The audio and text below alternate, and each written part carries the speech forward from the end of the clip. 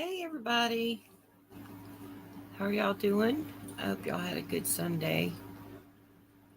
It's been it's been a little bit slow for me. I've been doing so much research into so many things. Let me get over here to the comments. Hey Tina Bobina.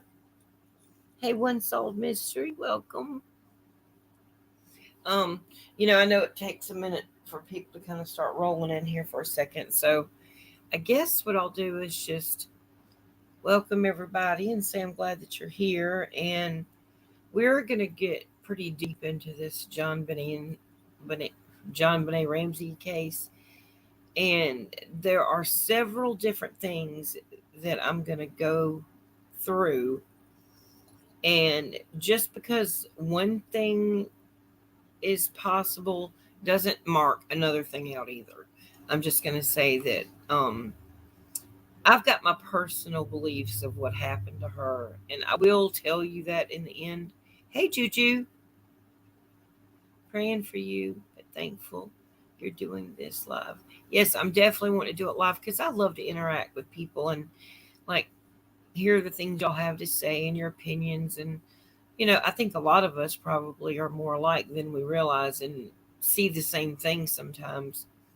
And sometimes we can look at something like myself. I've looked at this case since 1996 now. I was only 26 by a couple of months when this happened. Um, I was Yes, I was 26 by a couple of months. But it was it hit very close to home because of my past and growing up in child beauty pageants and stuff like that. Because I got kind of offended when people would talk about, oh, it's because of the child beauty pageants and it's because she was in the pageants that's what happened. So I got defensive back then, and um I just can say that I've grown since then. I do see why other people might think that from the outside, not being involved in child beauty pageants. And I'm not saying even that I agree with all child beauty pageants. I'm not saying that. I'm just explaining that they tried to use that as such a rouge from the start, like just to cover it up. And then it's not that at all. It's really not. And hey, Crooked Arrow. Now, I done told you, Miss Sherry, I was not Miss South Carolina. I got pregnant. Remember, I told you. I wasn't old enough to compete yet because I got pregnant before that. But I was headed that way. This stuff is spiritual in nature. I'm just going to be honest with you. And I know it's physical, but it's got a spiritual um, connotation to it as well. And thank you, Sherry. She said, I'm her Miss South Carolina, madam. I love you too. I love you too, sister. You my sister. I I do have pictures of me. I have a book and I will bring it out. I just hadn't felt like going in there and digging it out of the closet. I've got all these pictures back from when I was like 4 years old of being in pageants, and it'll kind of give you maybe later because I'm going to do this in a couple of sequences, but I'll try to get them on here and show you so that you can kind of see at least a couple of them.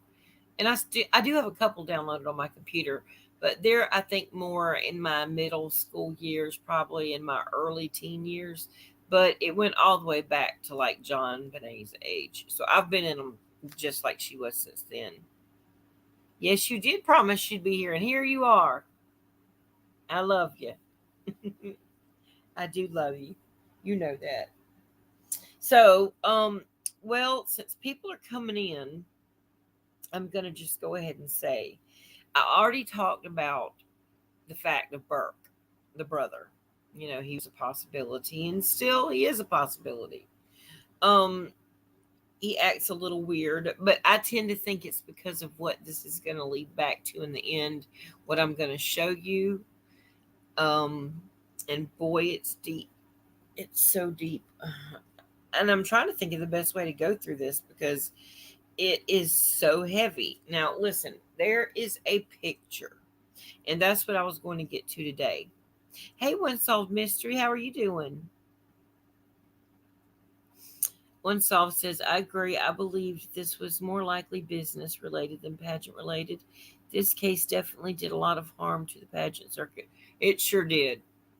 It did. My mom was a pageant director, and I just remember, and a friend of mine that was also a pageant director, well, her parents, they actually wrote a book called Little Girls Baseball, and they were trying to show how, okay, like boys go to baseball games and perverts can go to ballparks and watch little boys play baseball, and if they're sick and weird, that's just as much of a turn on to them as going to a beauty pageant.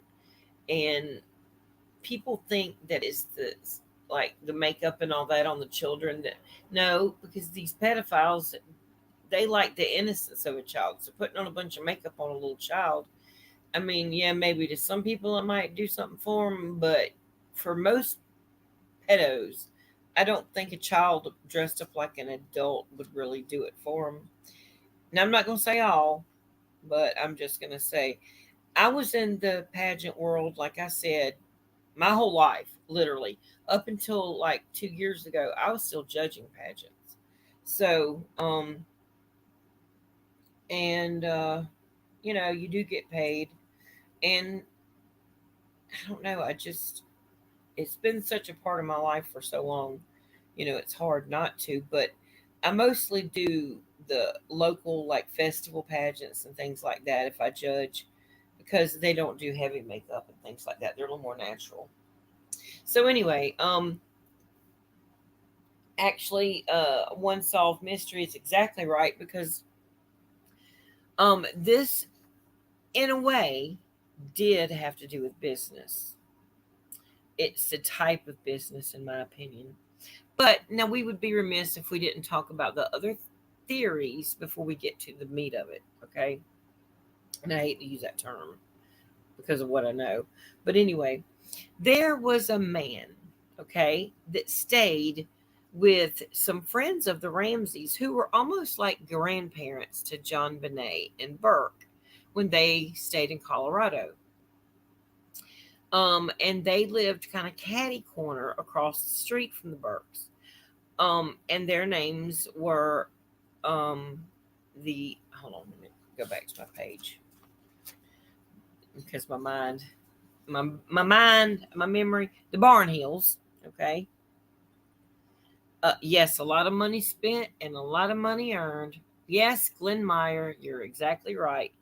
One solved it. And here's the crazy thing about that. Hey, wise old lady, welcome. How are you doing? She said, to answer your question, I thought it was someone who knew them or of her. Yes, yes, it is. And even even if it's more what I tend to think, and we'll do that toward the end. Um, and Megan Walsh has commented on this before. What my end theory or belief is, John Ramsey had business dealings with the Bushes, the Clintons, and some other people. This man was very, very high up in the circles, if you know what I mean. And also, um, Freemasonry is a huge part of it, and what levels people are on. Hey, Brown Bear, how are you doing? Um, and this Glenn Meyer or Mayer, I think it's Myers. Looks like a friend of mine's daughter. Their name is Myers, so I think that's how it said. I'm not sure. Um, yeah, Sherry, I agree with you. I'm at my peace. I know she's in heaven, you know, but that child did suffer a lot of things, and In my opinion, all four of the Ramsey children suffered a lot of things. And Beth, who is named Elizabeth, who is Jon Benet's older sister, she was born in 1969, and she actually also passed away at Christmas time, um, a couple of years before Jon Benet passed away. Now, there's tale that she had gone and told some people about some SRA abuse in the family and started speaking about things she shouldn't. There's still some very odd things surrounding the tragic car accident that Beth had. Let's see. Yes, it was a car accident. But when we get into these deeper things later, which we're probably not going to get into today because I don't think we're going to have time because this stuff is so deep. But um, I'm going to keep it more to the Glenn Meyer kind of possibility uh, today and get through that before we get into the occultic part of it because there's a lot there. I'm just saying there's a lot there. Which implicates John Ramsey through his business dealings and the people he associated himself with, and Patsy as well, who she associated herself with. Now, just let me say, I don't think Patsy Ramsey um, unalived Jonbenet on purpose. I do not think that at all. But I do think that decisions that were made and things that were done might have put Jonbenet at great risk, which is what happened, unfortunately. Yeah, I agree, Sherry. The car accident has never been explained. There's never been any good real theories about that. But then again, if you're a 33rd degree level Freemason, a lot of things get covered up for you.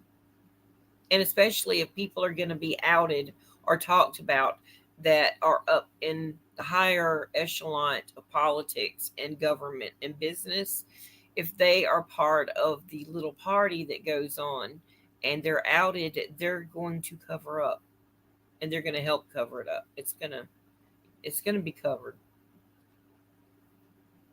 And we'll get into the mistakes even that the local police made, the Boulder police made, and all this kind of stuff later.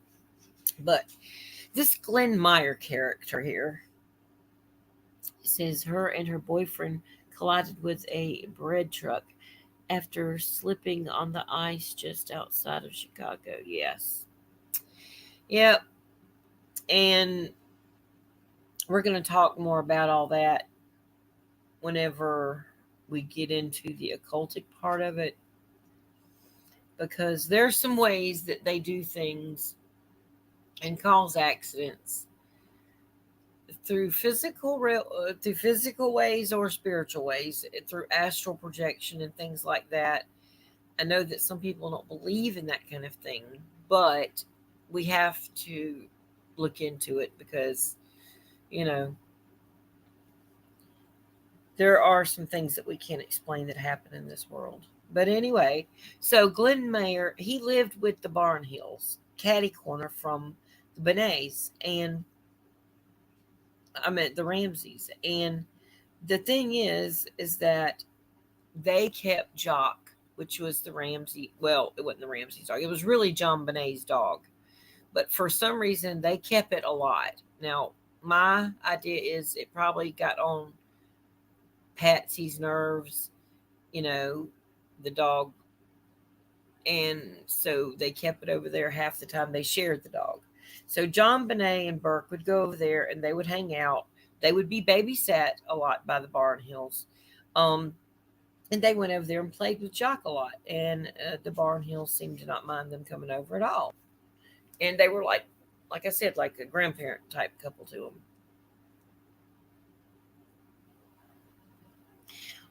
Unsolved.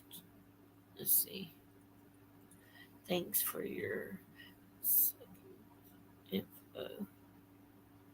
Yes. Um, Now, here's the thing that I find strange about this Glenn Meyer. Okay. He has a wife, or had a wife because he's deceased now. He had a wife who left him and they got back on and off. And she, after the Jon Benet case, she would ask him if he did something to her. And she said he would just look at her and kind of like laugh, but he would never answer the question. She had children, and she said that he was very hateful and not good to her own children. I don't know why she would keep getting back with a man like that. I'm not sure. But the night of the Ramsey's dinner party, um, he, did I miss somebody coming in? Somebody said Charlotte. Hey, I didn't see anybody. So if there's somebody named Charlotte in, hello. So, the night of the Ramsey's Christmas party, which would have been the night before the Whites party, which was on Christmas Day and Christmas night, which would have been the 25th. Theirs was on the 24th, I believe. And so they had the Whites, the Barnhills, and several other couples that lived around there and were good friends of theirs over for their dinner party. Well, this Mr. Mayer was Myers was living in um, the Barnhills basement, but nobody knew it. I don't know why they didn't say anything about it or mentioned it much, but he came over to the Ramsey's house the night of the Christmas party and knocked on the door.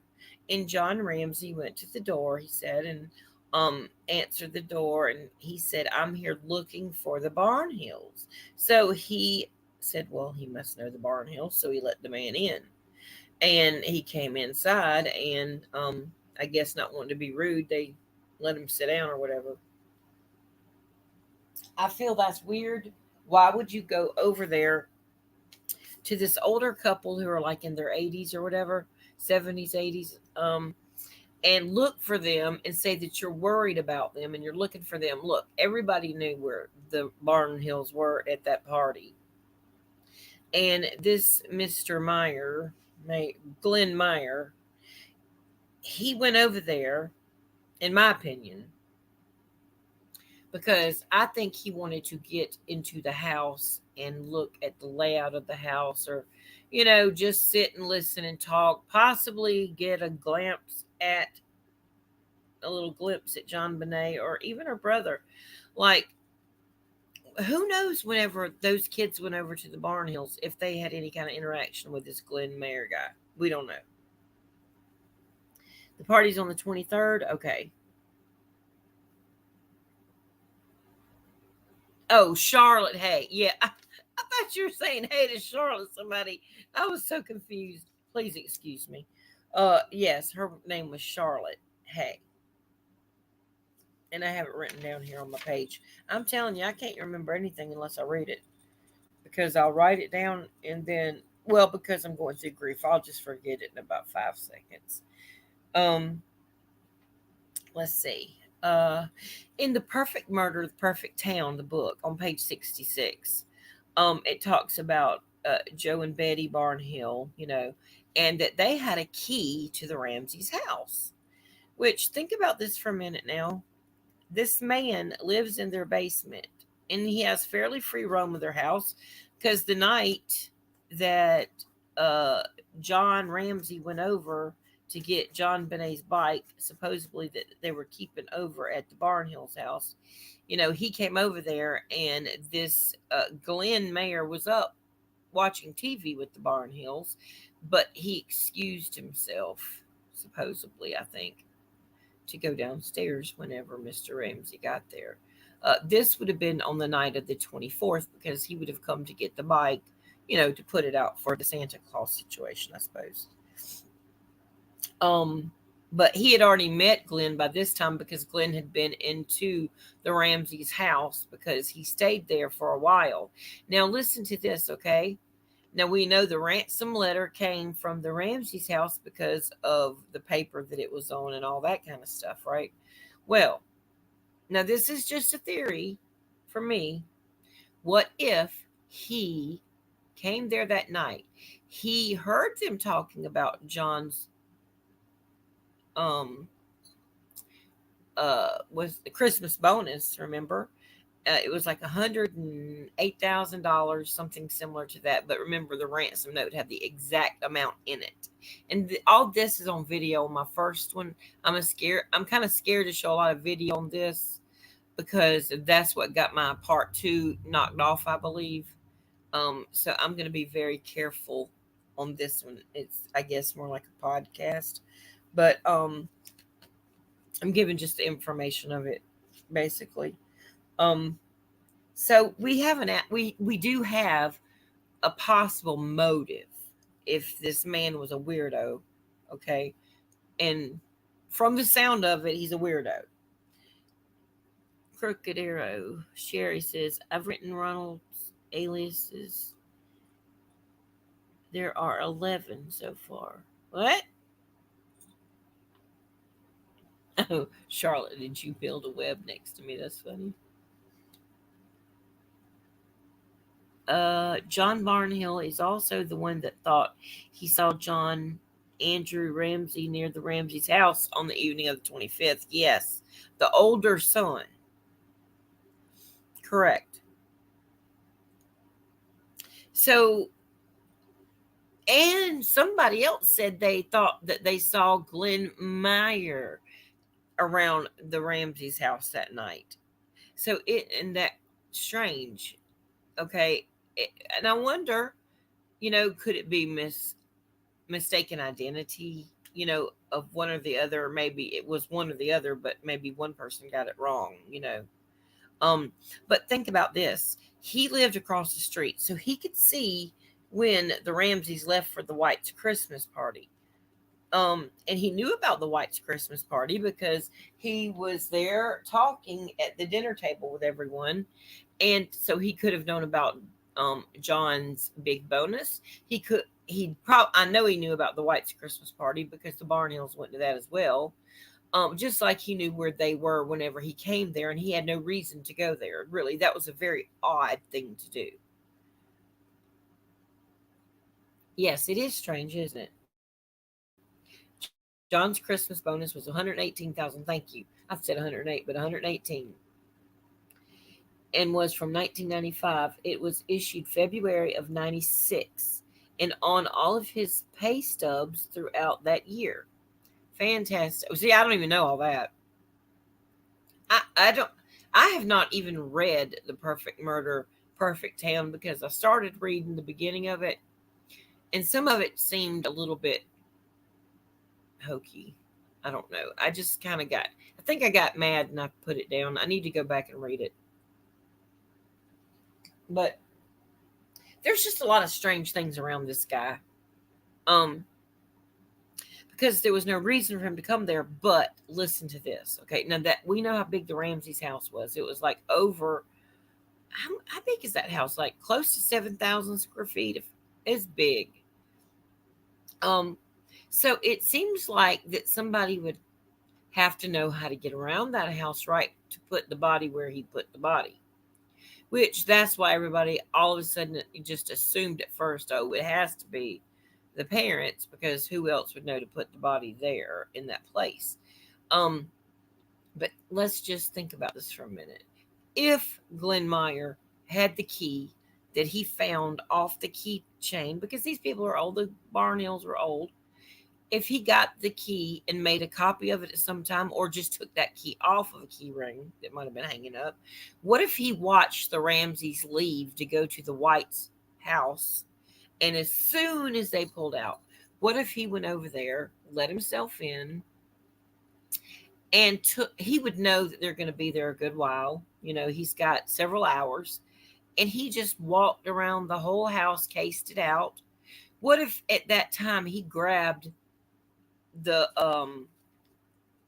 Patsy's, journal in her thing.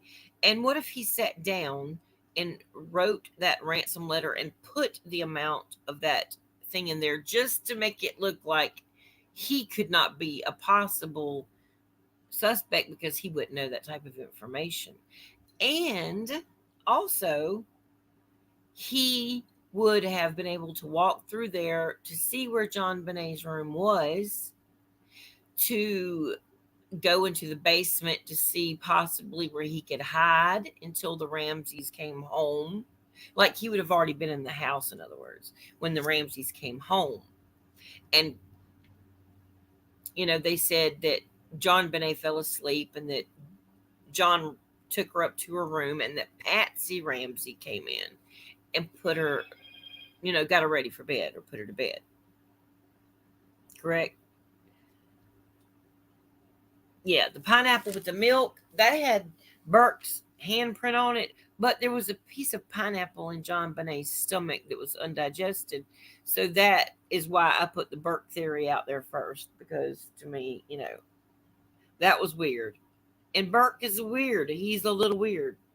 And he had been known for putting excrement on things. And Jonbenet had gotten some chocolates for Christmas.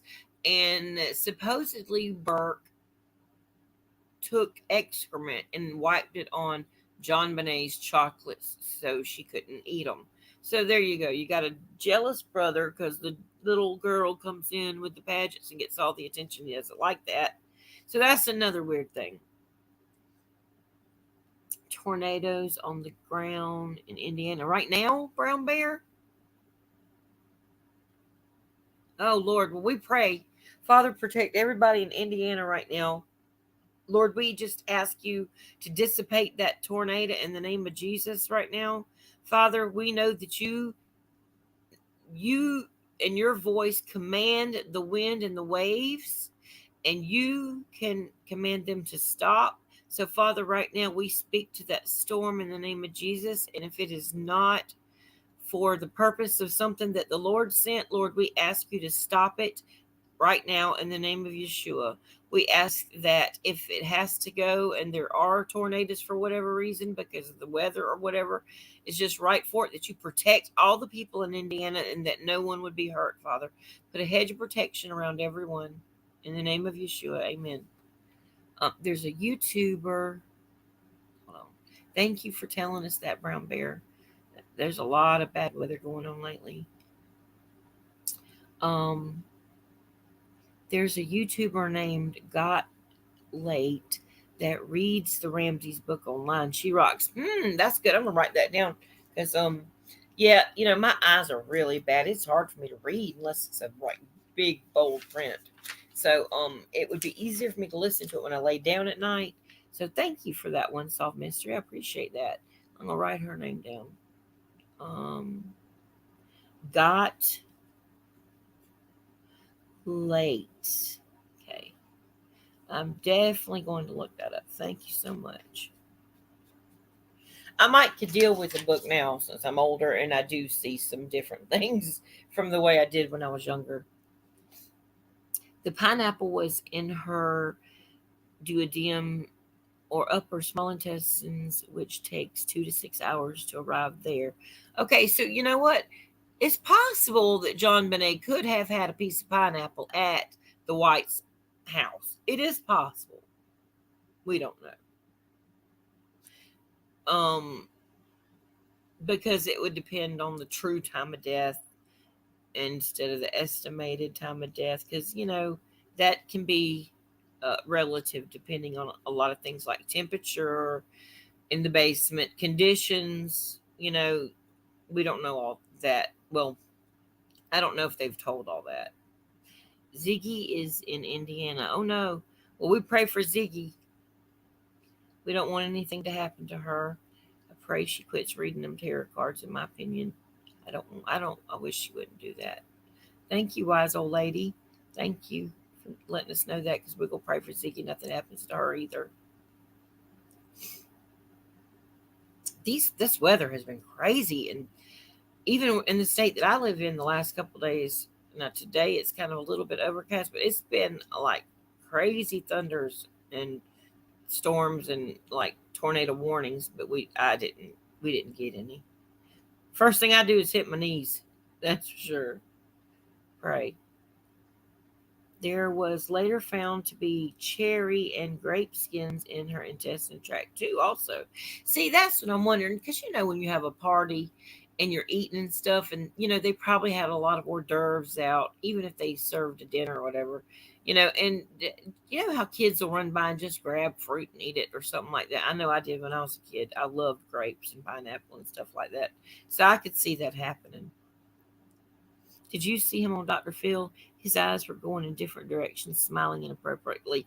Yes, I did. And in fact, Sherry, if you go back and watch my first episode of this, but it was right before my son passed away, that I did that one. And I did do a part two, but YouTube took it down and wouldn't let me put it up. They said that it was misinformation, which it was literally copied off of Dr. Phil, and it was just showing about the father's part of it and his questions. I don't know how that was misinformation unless Dr. Phil gave me misinformation, which is possible. But anyway, they took it down. So I'm having to go back and do it again in a couple of segments and be careful about the pictures and stuff that I use or videos that I use. Let me get caught up here. But I think that they possibly have been brought up in a generational family, and I will get to that. I will definitely get to that. So I think that Burke acts weird for a reason, and also him using excrement and rubbing it everywhere. That's a sign of some bad things happening as well. So you know, hey, hopeful 6:15. How are you doing, Selah? Have you ever read the book Eight of Enoch? Yes, I have read it. Now I've forgotten a lot of it, but I've read it, and it explains a lot of things. Actually, I liked reading it, but you can actually listen to that also. There's if you put in YouTube the Book of Enoch, you can put it on your earphones and you can listen to them read it. Um, I think it explains a lot, like the Watchers, the fallen angels, and all that stuff. I think there's a lot of stuff in there that explains a lot. And also remember, Enoch was one of the first people that was taken up without being killed, to God in a whirlwind. He was taken up. Speaking of these tornadoes and stuff, just like what happened to Elijah.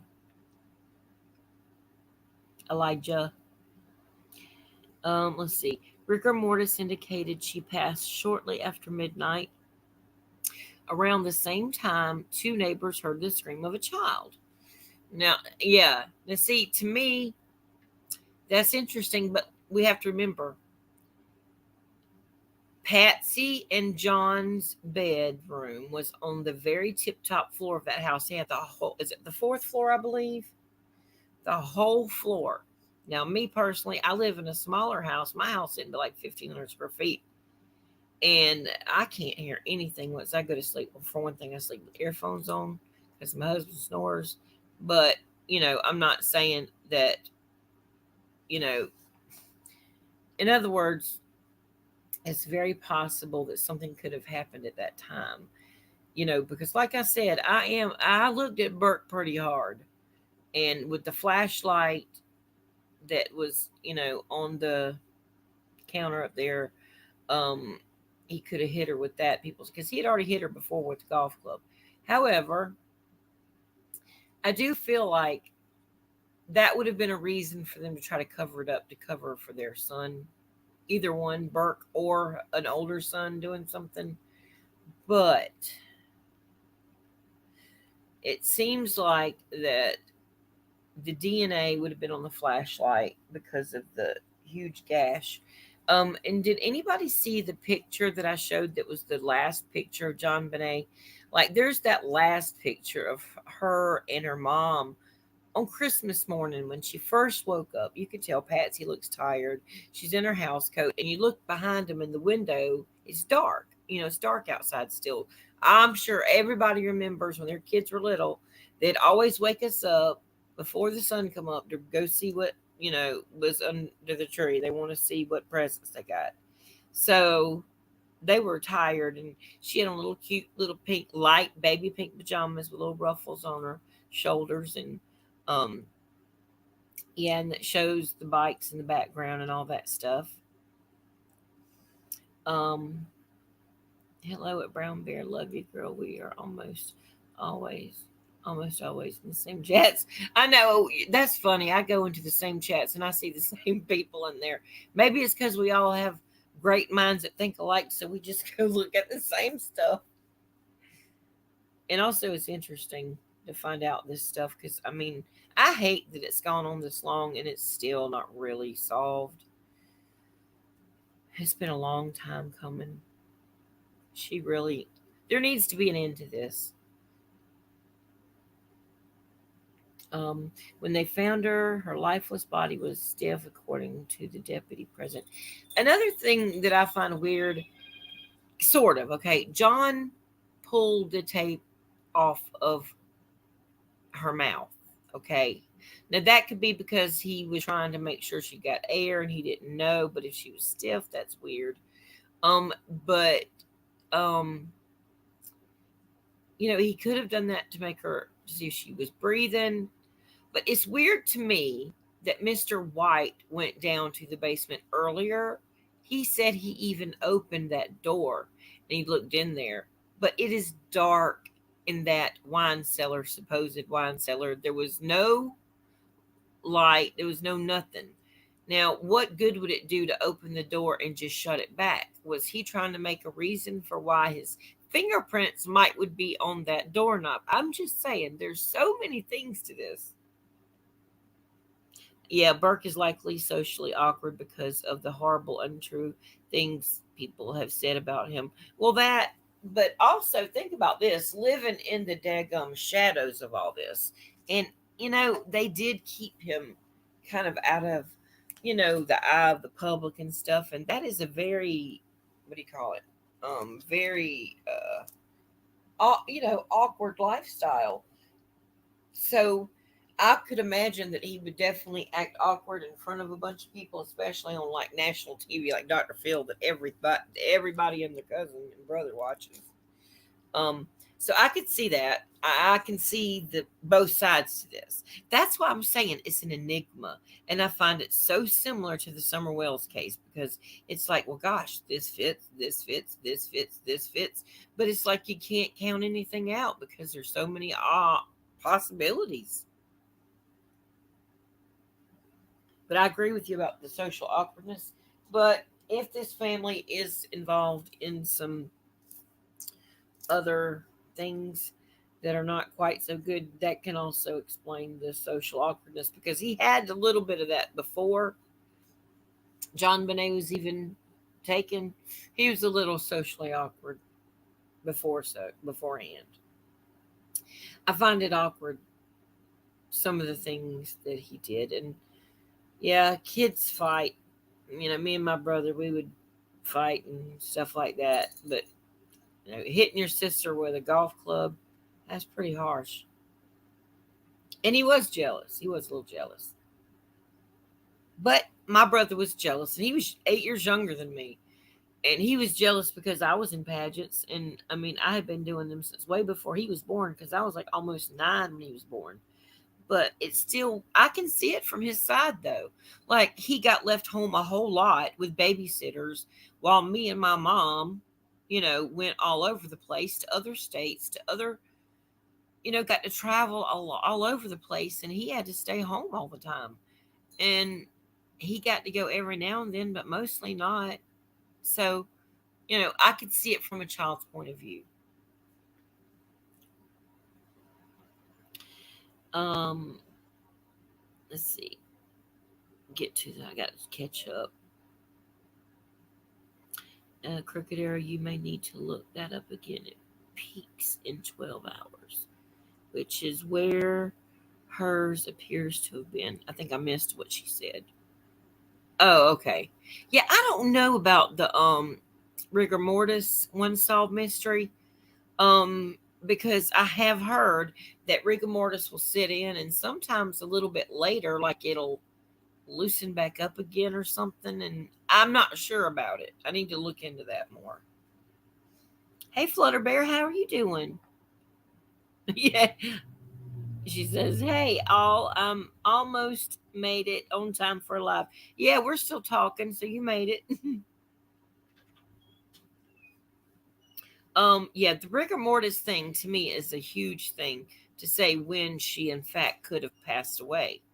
Now, I find it also interesting that Patsy Ramsey had on a full face of makeup and the same clothes that she had on that she wore to the White's Christmas party. Now, at first, I didn't think as much of it, but now that I think of it, and after I saw this picture of Jon Benet, that was the actual last picture supposedly at the White's house when Jon Benet was at the Christmas party. And I'm going to try to pull it up and show this picture to you because I want you to see it. Because when you see the pictures that I'm going to show you, and I hope they don't get flagged. Let's see. Trying to wrestle my pig into the barn. She decided to have babies on the back porch, but I'm listening. Oh, Angela.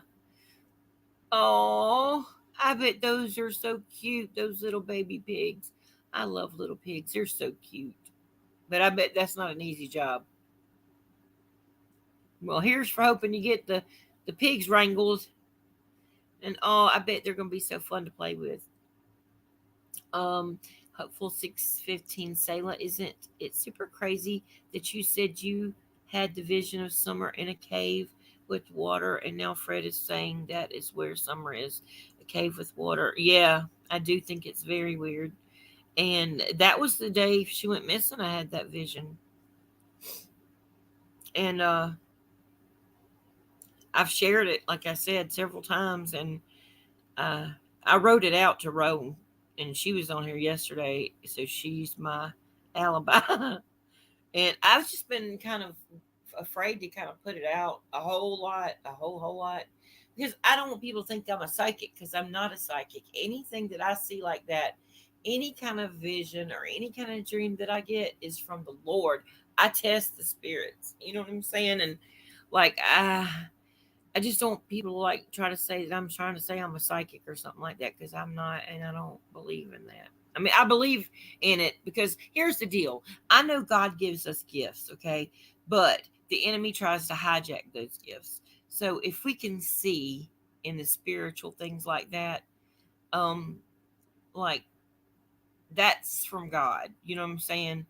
And then like there are people that call themselves psychics, and they might not really understand the connotation of that word, and they may have a gift from God, and they may just not understand the difference or how it works, because that's how it was for me for a long time when I would see things a long time ago. Like I didn't understand what was going on, and it was kind of scary and freaky, honestly, until I understood that it thank the Lord that the Lord just picked me out for that gift, and it's nothing to do with me. Thank the Lord for that, because it was kind of scary. Yeah, I would have torn my house apart too. And the weird thing is, they sat there and and John Ramsey was missing for like 50 minutes. Like they said that he went missing for 50 minutes. Now, some people say he went to the airport to talk to the pilot, because they had the plane fueled up and ready to go so they could get out of there and go to Atlanta, which is another odd thing, sort of. I don't know if I could have left that quickly after my daughter had just been found dead in the basement. I'm sorry. But I'm not going to judge how people deal with grief, because everybody deals with it different. I do find it weird though. Um, the tape on her mouth had only been manufactured a few weeks earlier on the East Coast. That is a huge clue that could help get justice in this case. Oh wow, one solved. I didn't even know that. I know that they said that it was not put on there very hard. Like, in other words, the duct tape was not pressed hard against her mouth. It came off very easily. You know what I'm saying? It came off fairly easily. And also the picture of Jon Benet when she which I'm fixing to show in a minute. So I'm going to put out a warning, warning, warning, warning, because these are going to be some very sensitive pictures when I do this, because I've got to show you something that is really going to blow your mind, okay? The temperatures in that basement certainly raises the question. I agree, because more than in the basement normally, I mean, yes, they could have heat on down there because it's the winter time and it was snowing and stuff. It's cold in Colorado. But at the same time, basements are usually cooler in temperature, especially if it's a wine cellar. I didn't see much wine down there. I don't know what kind of wine cellar they called it. But let's see. Lengthy ransom note. No effing way. That's what I said. But now listen, that's what I was trying to say. What if that man, Glenn Myers, went over there, grabbed that note? Because I'll tell you why. Charlotte, the wife or the ex-wife or whatever of Glenn, she actually said that the handwriting in several of the letters that he wrote, like, and she showed the police, I believe, but that was very similar to some of the, I think it was his G's and like just a couple of his letters. It was very similar in writing. So I think he could have definitely sat there and wrote that note out after he took a look at the layout of the house, and he just sat down and did it. And they said that it even had a practice one or something, and they put it down. But he would have had to wear gloves because his handprints on that. But I think that's why he also came in. I think it gave him an alibi if he did it. Coming over the night of the Christmas party at the Ramseys. That gave a reason if the police found his fingerprints in that house. Say he went up to go to the bathroom. Say he just went and touched a few things here and there. He could have an actual reason for why his fingerprints would be in that house, if you think about it. It makes me think that Fred is telling the truth. Yeah. I don't Okay, yes, I'm not going to say that Fred's not grifting for money, okay, and that might not be his reasoning for talking, because let's be honest, if you got an addiction, you don't want to be stuck in jail where you can't get to what you need. But also, I don't think he would lie about this, because I think that it would put him in danger possibly, unless, you know, he was part of it. I'm not saying he is, because I don't know Fred Hill. But, Cotton's dead. Dead men tell no tales. I still think that in Summer's case, that it was more than one person involved. I think there was still a group of people. I don't think it was just one person. I really don't. Um, and that's just my belief. And um, I think that the case got so big. I don't know if they were planning on trafficking her and then just had to get rid of her, or if they did do something, because we were right there around the summer solstice, and that stuck out in my mind so huge, because there are some things that happen during the summer solstice, rituals and things like that, which we'll get into, because I'm going to talk about the ritualistic part of possibly the Jon Benet Ramsey case as well, because there is that possibility. So, and the same with summer, and I pray to God not, because that's horrible. Like, I don't want to think about anybody having to go through that, but sadly, children do have to go through that, and there's a lot more than you think. Let's see. Um, I don't think Fred has a reason to lie about it, is what I'm saying. Even if he's trying to get money in there to get out, or get bail money, or get money in for commissary, they cut him off real fast. The police cut him off where he can't have any kind of video visits anymore. That tells me something right there, that they're trying to shut him up, and they're basically telling him to keep his mouth shut. We know God gives visions, hon. No worries at all. We know you're not psychic. Thank you. I appreciate that. Thank you, Hopeful. She wasn't dressed in pageantry or makeup in this picture. No, she wasn't. Mm-mm. No, she just was a little girl But that picture has something in that picture that I'm fixing to show y'all. Okay. They they were getting on their private plane to their lake house in Charlevoix that morning, or Charlevoix.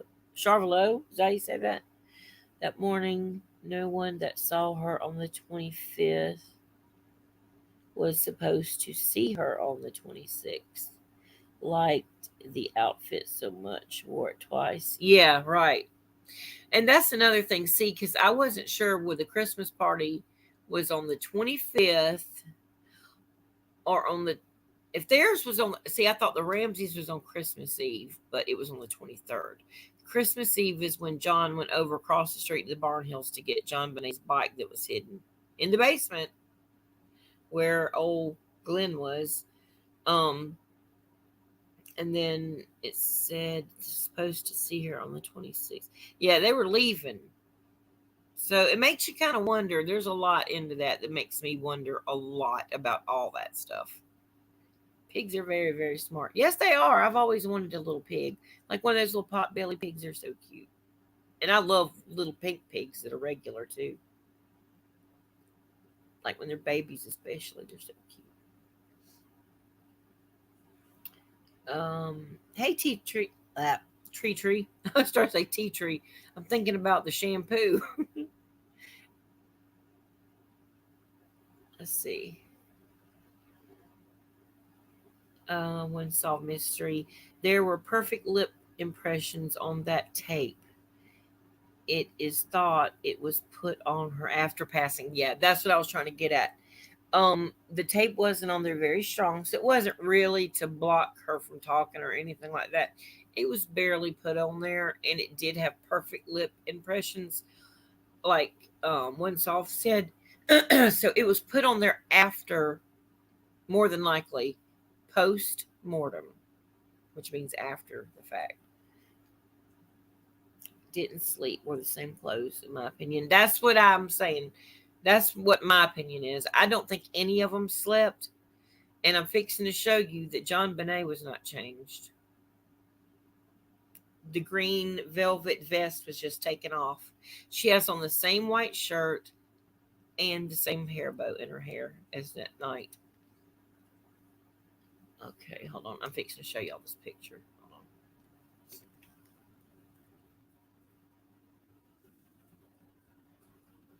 Talk for a minute while I'm getting this pulled up amongst each other.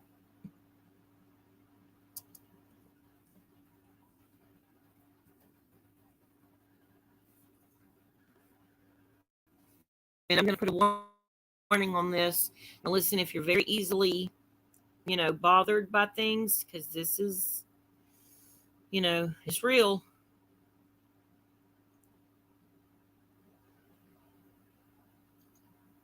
It's very, very graphic. So I'm warning you, okay?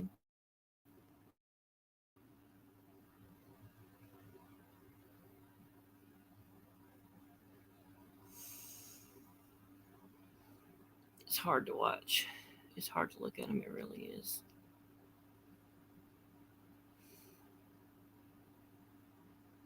Mm.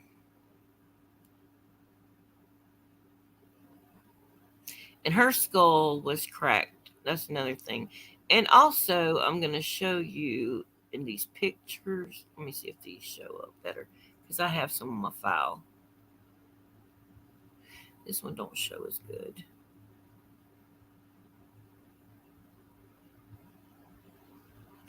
Yeah, and then that burnt. Okay, here we go. These are not the ones I wanted, but they're smaller. Let me see if I can get a better one. Hold on.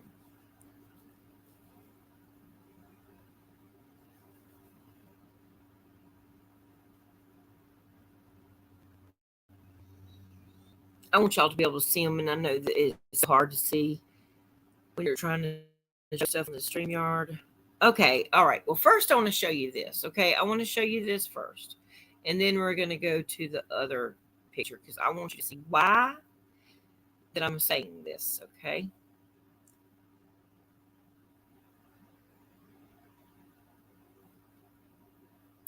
I'm going to show you that picture, this picture first. All right. Now, y'all there? Okay, I'm pulling the pictures up. And I can't read y'all's chat, so don't think I'm being rude because I'm just trying to put these pictures up here so y'all can see what I'm talking about. Okay. Make sure I've got the right one. Yes. Okay, here we go. All right. Now, do you see, can y'all see this or do I need to make it bigger? Because I can if I need to. I don't know if it'll show bigger. Let me see. Did it? Okay, this is the picture of the morning. Okay, now you can see if I could make it bigger. I wish I could make it bigger. Um,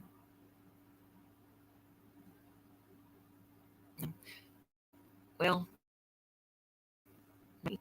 but you can see she's got on a little pink, and it's got little lace right there, and it's very baby pink. She's got on her gold cross necklace. She's got Patsy looks like she still woke up. This is not what she looked like the morning that Jon Benet went was missing. She had on her full face of makeup. This was Christmas morning.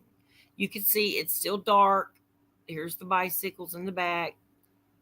If y'all can see what I'm trying to say, y'all can see. Okay, so now I'm fixing to show you something else. We're fixing to see something that is what my whole point of the one today is. Okay, because I think it's a very huge coincidence that Patsy had on her same clothes and makeup. And in this particular picture, oh, here's one with her that morning, with Jonbenet that morning. Same one. Okay.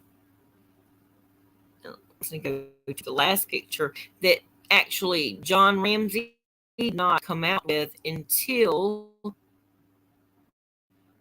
2019. Why did he wait until 2019 to show this image of Jon Benet? Okay, I'm gonna get bigger or try to. This is at the Whites the night of their Christmas party, and John Ramsey. Hold on, it's not showing. Is it? Yeah. Can y'all see that? Are y'all able to see her picture well? Hey, Miss Chewy.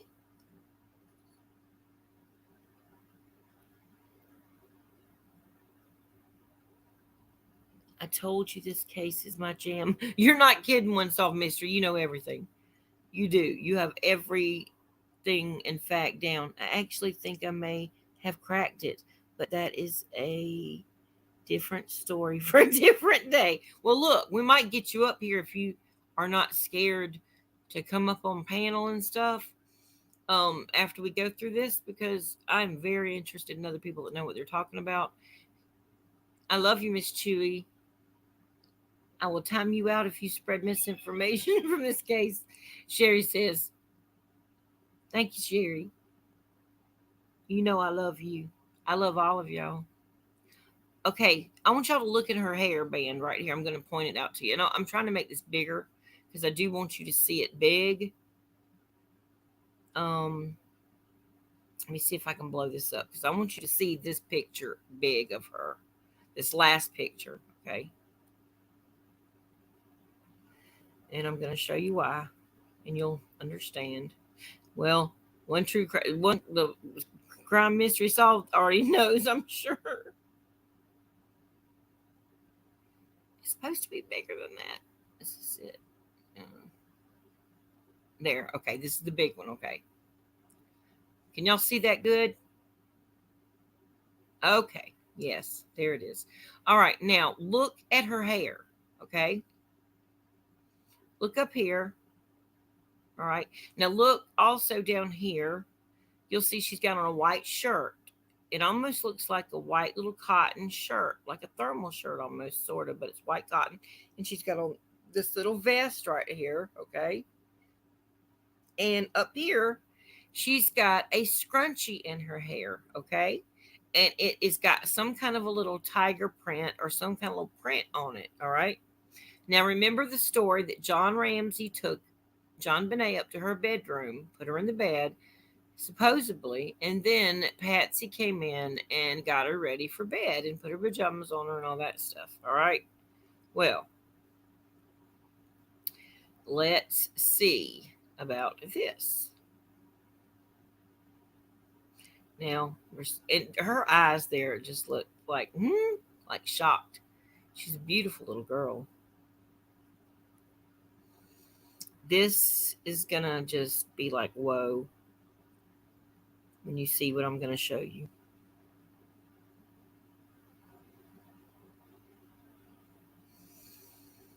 Mm, it is very sad.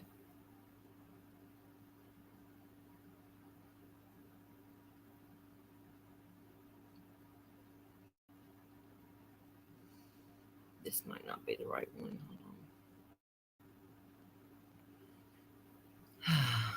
This I feel like Cam last night. Cam was having trouble. I had to get up there. Me and Heather, another girl, had to get up there and help him for a while because he was having some technical difficulty, and I'm having the same trouble. It looks like. Okay, there we go. All right, I'm gonna see if y'all can see this. Okay, yes you can. All right, now I'm fixing to pull this picture up right here, and I want you to pay attention.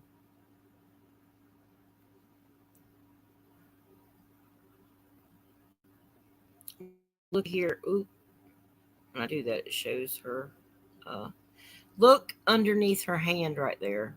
What do you see in her hair? Hair bow that she wore the night before. The same scrunchie. And also the same white shirt that she had on without the jacket. Now, let's see. There's another one that's a better one. Let me see if I can get it. This one really shows it. Do you see it right there? Can y'all see that? She's got on the same hair scrunchie.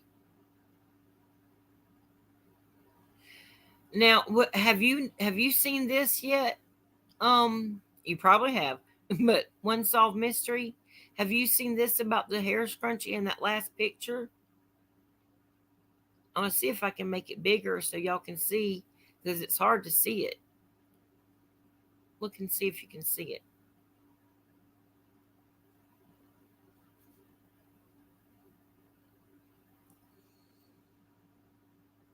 Hey, Sassy Gigi, how are you doing? I hope it Crooked Arrow. I love you to the moon and back, my friend. She also had her gold cross necklace and Christmas bracelet on. Yes, that she wore at a party. That's right, Miss Sherry. For good, loving Christian people who still like to have fun. But look at this. This is really, to me, this is the biggest thing that hit me. Whenever I saw this bow in this little girl's hair right here, and then I saw the picture or the last picture of her wearing this same hair bow in her hair. Now, listen, Patsy Ramsey, being the pageant mother that she is, I have a hard time believing that she would leave Jonbenet dressed in the same clothes. John said she went in there and changed her clothes. That doesn't make sense to me. Does it to y'all? Not only that, but how about the burns on her face? Let me see here. It's by her ear. It's right there. Do y'all see that? That is by her ear, and her hair is caught into there. That's one. There's actually like a nail scratch or something right there. It looks like where I don't know if she was trying to pull something off. I can't figure out what this is. It looks almost the shape of a cigarette or a cigar lighter. I mean a cigar, or maybe like in a car. You know those things that get hot that you light up a cigarette with. I'm not sure, but I do believe that is that's. What do y'all think that is?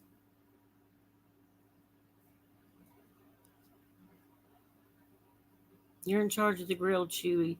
And taking the car keys. Yeah, I can't have the car keys. Hey, Donna, how are you doing?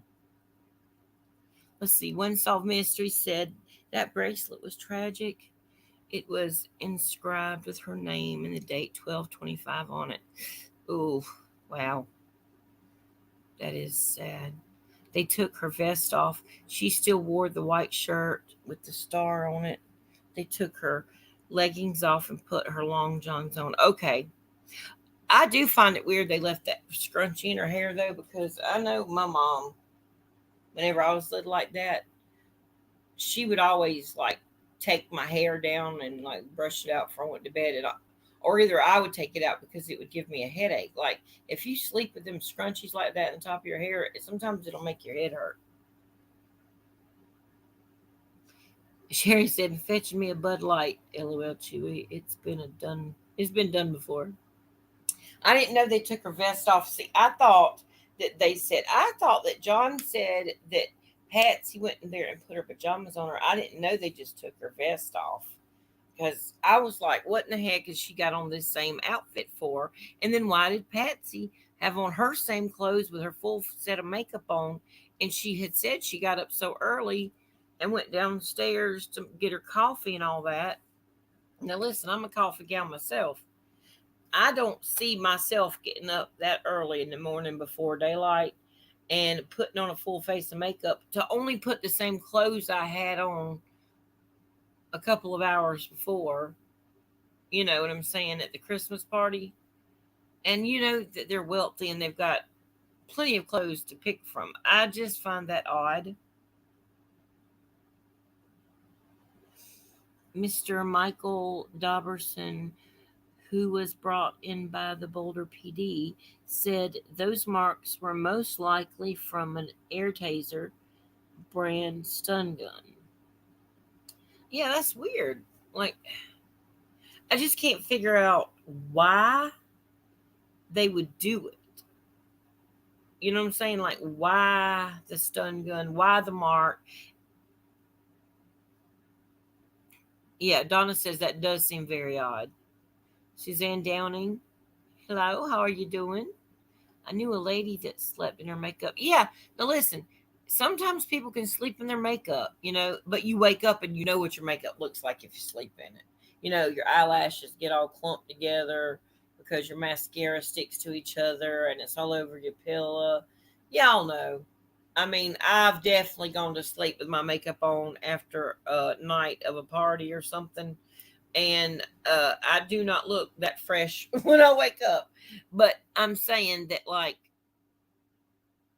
she had on a full face, and if you stay up all night and you don't go to sleep, then your makeup can look fine. Or if maybe she sleeps on her back and has a silk pillow or a satin pillow to keep her hair in place, and I guess it could look okay, but she looked pretty good to me for sleeping with her makeup on.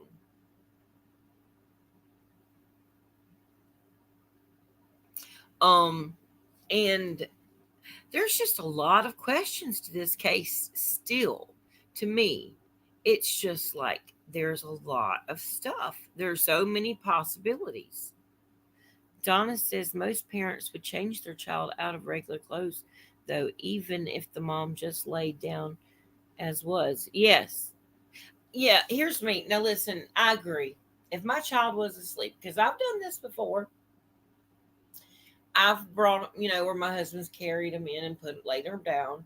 And I've definitely gone in there and, like, at least, as long as their shirt was clean, like it wasn't dirty or anything, like, not to wake them up. I would definitely lay them down, and I might would take their, like, jeans or pants off or whatever they had on so they'd be comfortable, you know, and maybe slide on a pair of leggings or something if it's chilly. So I can understand that. Now I can't understand not taking the both thing out of their hair. Every every child that's a girl, every grandchild I've had that's a girl. Every single time I get them ready for bed at night, even if it's been a late night, we've come in late. The first thing I do is take the hair bow out of their hair because I know that it will give you a headache because your hair is all pulled one direction and you'll wake up with a sore head where your head is right there. So I always took the hair bows out of my kids' hair. And I at least, if they came in, like say we went to the fair or something, and the kids would get tired, sometimes I would even wipe my children off with baby wipes when they're asleep, when they were little like that, and change their clothes if we were at the fair because it's so dirty, and I didn't want to put them in their bed dirty. So I would change their clothes or put a big, huge nightshirt on them at least, and tuck them in. But now if they didn't get real dirty, I might would have just took the vest off, and I might would have just taken her pants off and put on a little pair of leggings or something. Like I said, but I would definitely take that bow out. And that, I don't know, that just bothers me, something about it. Sherry said, I love my lipstick. My hair is totally unmanageable. I've lived with it all my life. That's right. Well, as long as you got your lipstick, and we need to get Miss Sherry a satin pillow. That way you wake up and your hair looks fresh every day. Suzanne Downing, oh, our girls had cheerleading practice early in the mornings, and I said to her, how do you look so good? She said, well, she would sleep in her makeup. I look ridiculous with no makeup. LOL. Yeah.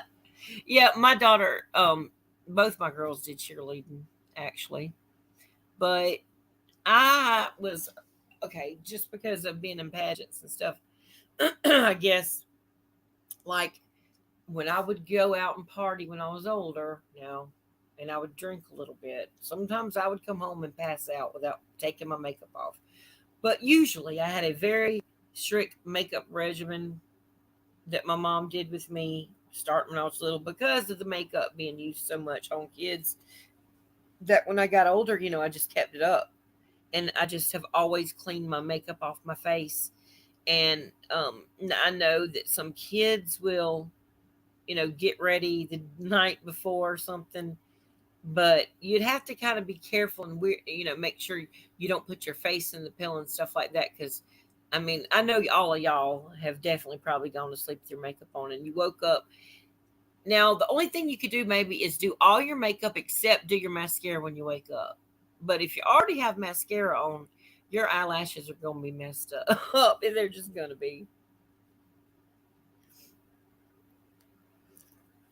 Let's see. Crooked Arrow said, my ex-husband used to ask me if that your new French twirl when I got up. One saw Mystery Crooked Arrow. Lou did tests on anesthesia. What, I can't read. My eyes are so bad. I need my glasses, y'all. On anesthetized. Is that it? Anesthetized pigs with a taser. That is how Dr. Dobberson came up to his conclusion. Ah, now see, now here's the interesting part about that to me. Okay, a taser, I would think, would not make a child. I don't know. A taser, doesn't that just hurt? I mean, it stuns you, but I don't know if it knocks you out. So to me, that would be a form of a torture type thing. I don't know why somebody would tase her, because I would think, I don't know. I don't know. I don't know much about tasers, but I would think it would knock you out. I mean, it would not knock you out. It would make you hurt or run. And that why people tase people? It's a stun thing for a minute, but it doesn't like knock you out, does it? Does anybody know what they do? Like what a stun? Because I know a stun gun. Police use them, and I believe it is like as long as you're. But that looked more like the poker kind. Like they would use on livestock or something. Because it looked like a one prod thing to me, or a stun. I don't know. I don't know much about stun guns. I'm going to be honest with you.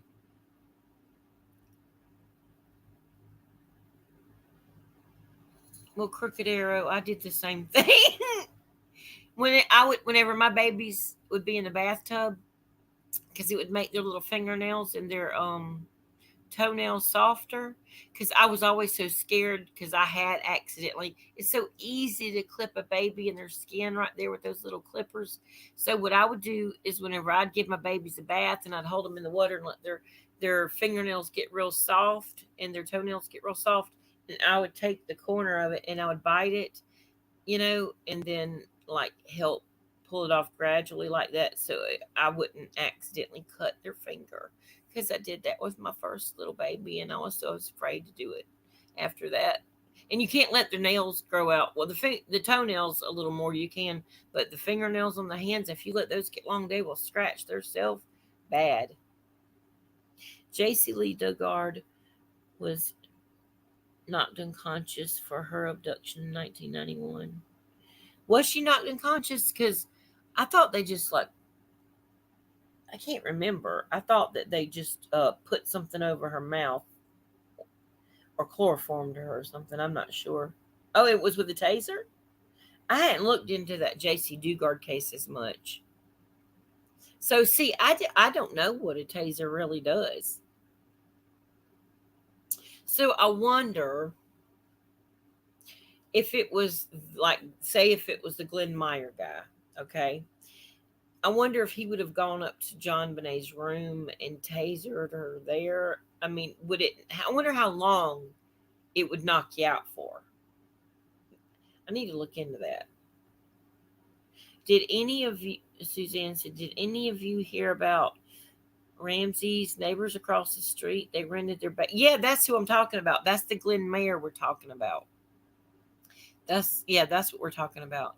They rented the basement out to the man, maybe in his 30s or 40s. I have a stun gun, but I'm not going to test myself. No, don't test it on yourself. Please don't. Yes, and that is what we've been talking about because he rented the basement across the street, and the Ramsey children went over there a lot the um to the Barnhill's house, and they literally lived like kind of like the front yard of the Ramsey's house. They lived to the left, over a little ways across the street on the opposite side, right there. But the side of the basement where he's at had full view of where the Ramsey's house was. So I feel like it would have been so easy for him to watch when the Ramseys left to go to the Christmas party. My grandfather chewed food and put it in my mouth in the late 50s. Ugh! Yeah, I think I would have been berserk on that too. Oh, yuck. No, I don't want I don't want no regurgitated food. Put it in the blender. Suzanne said, "Okay, I came in on this late." Well, we've kind of been going back and forth about a lot of stuff, really, Suzanne. We've talked about a couple of different things, like Burke, and the pineapple situation, but you know, there was other things like one Solve said in her belly as well. So it's possible she got that fruit, at the party. Um,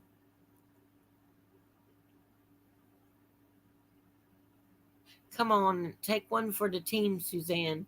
No, seriously, don't do that. That would it would hurt. Yeah, it would definitely hurt. If any kind of wild boars come up to your house, maybe you could try it on them or something. I don't know if you live around anything like that, but you know, you could see her act. Let's see. Suzanne said her actually showed up at the Christmas party, but wasn't invited. Yes, that's what I was saying. That was what was so weird to me. They're all sitting around at the Christmas party over at the Ramseys, with the dinner and all, and they're probably talking about, all kind of things. And this man is just shows up when he knows that's where they are. I'm sure the Barnhills told the man where that they were going because they weren't going to be home. Um, and for him to show up there is so bizarre. Consider nobody even knew that he was renting that basement yet. They might not have wanted to get in trouble or something. I don't know why they didn't tell nobody. Yeah, he did come in there, Sherry. And the thing is that Um, I can just see. Oh, this is the biggest part of all. Oh my gosh, I almost just forgot it. Well, okay, so he left the Barn Hills basement. He moved out shortly after Jon Benet's passing. Okay, then he off and on talked to his wife, Kath. What was her name again? Let me go back and look.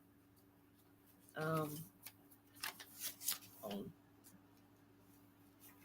it's a funny name again. Might have to help me. I wrote it down, but I'm looking for it. Um,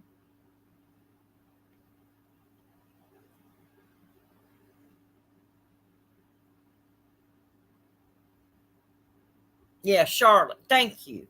I knew I could count on you unsolved.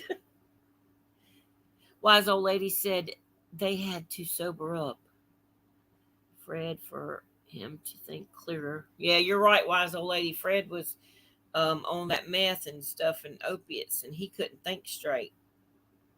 They did have to get him sobered up, and he looked so much better, except for the haircut. He looked so much better, like his face and everything.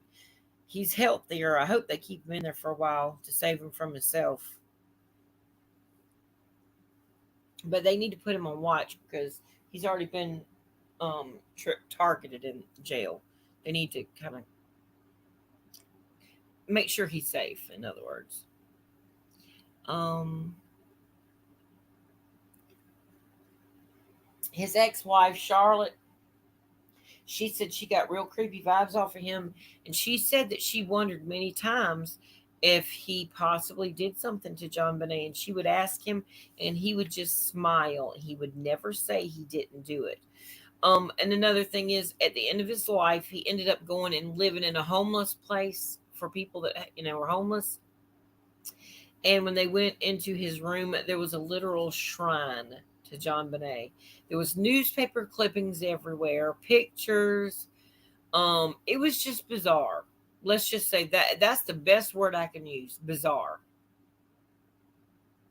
Why would this man that lived across the street from this little girl that died move right after that?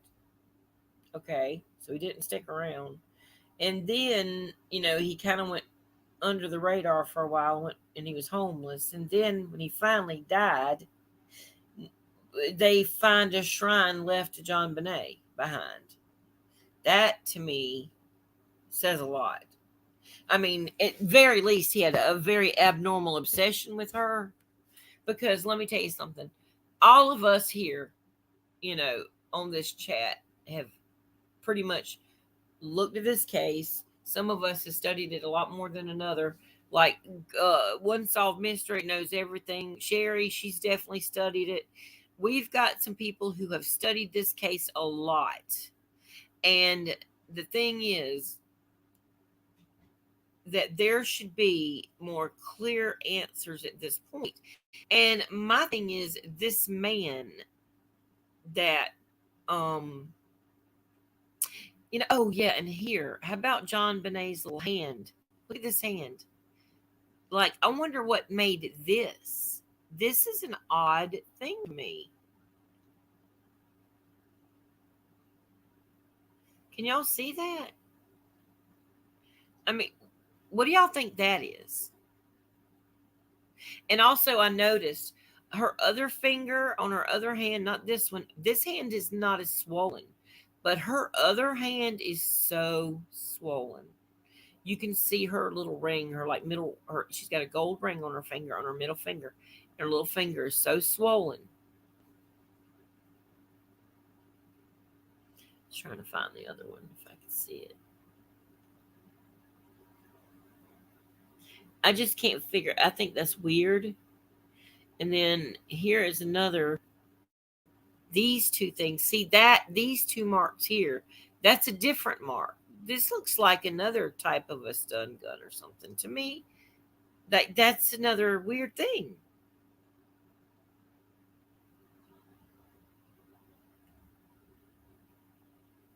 But they say they have some DNA tests that has come out lately, and I just wonder if they can dig this man back up and try to match his DNA to what was found on her. If it's even human DNA, I don't even know if they can tell if it's human DNA. We don't know. Oops. So, that today, this was the picture of her, last known picture. It was an A&E special. So you could probably look it up and watch it. I haven't watched it yet, actually, because I've been going down the rabbit hole with some of these other things. But she's just such a pretty little girl. And that just breaks my heart that it's been so long. No justice. And that's one thing.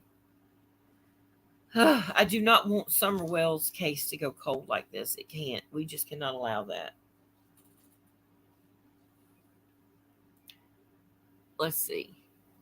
I don't trust Mullish. The Mullishes. I don't trust any of them, Sherry. I really don't. All of them, it seems suspicious. The Whites, they were over there that morning. I think maybe before the police came. I don't know. It's the whole thing is a weird situation. Wise old lady, wasn't it said that when John brought her upstairs, he changed her clothes? Well, see, that's what I thought. I thought he said that her mom Pat came in and changed her clothes. That's what I thought. So I was surprised to see the same shirt and the same hair tie in her hair. But one source said that she just took the vest off of her and put her long johns on. There was also an entrepreneur magazine found on the Ramsey bookshelf with three people's faces marked no and John's face marked yes with a heart in red ink. That's weird. I wonder what that could mean. That's really weird. Defensive wound, you think, on her hand right there, Sherry? The one DNA, unidentified male DNA was consistent, commingled with her blood in her panties on both sides of her long johns and under her fingernails. Yeah, I mean, like, well, I wonder how that happened. You know what I'm saying? Do you think somebody would have put that there or done that on purpose?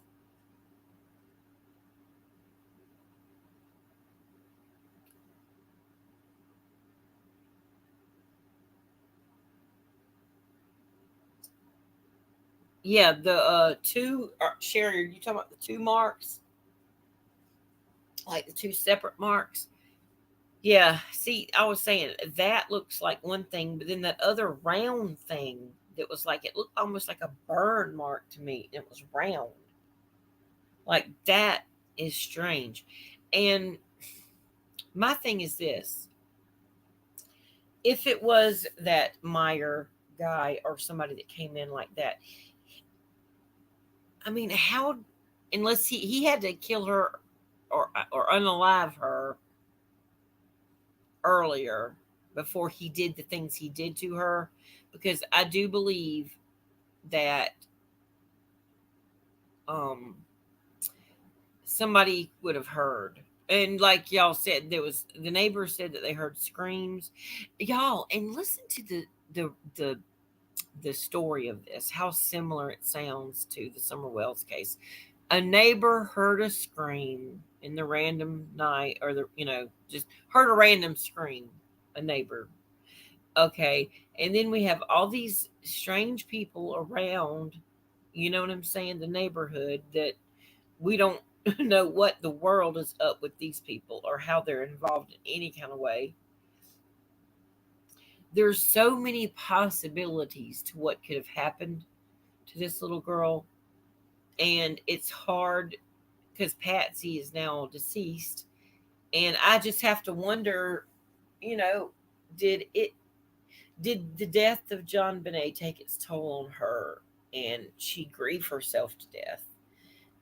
I think she was kind of living vicariously somewhat, through Jon Benet because her pageant days were over.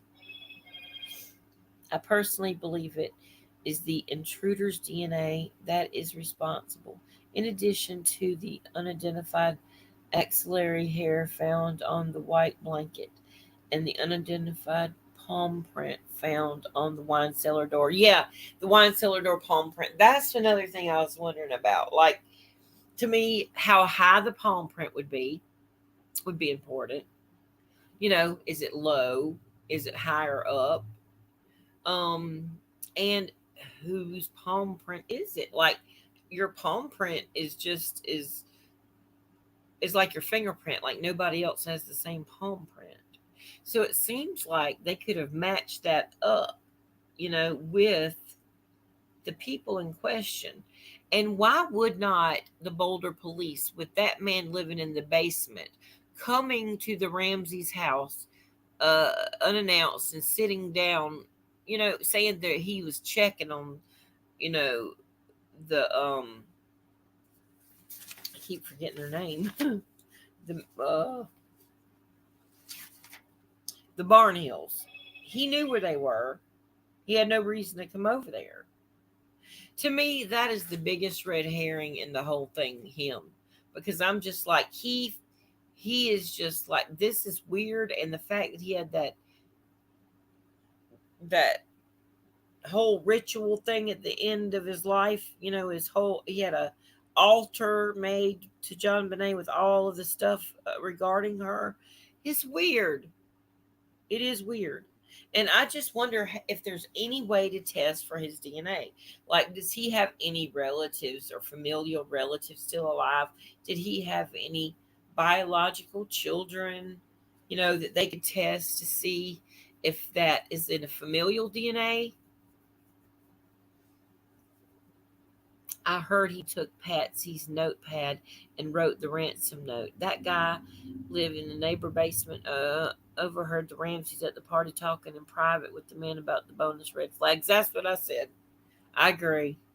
I think he found out a lot of information listening that night, and I think he went over there to have a reason for his fingerprints or handprints to be found, in the main floor at least, if the police found his fingerprints anywhere in the house. And also to maybe check out to see, what was going on. He was going over there listening about the white Christmas party. He probably heard what their itinerary was, what they were planning on doing, how long they were planning on, having the party. So he could kind of gauge how long he had. And I do think that if he did it, he went in there with a key from the Barnhills, who had the key. John said they had a key. The Barnhills said they had a key. I think he got their key and entered that way.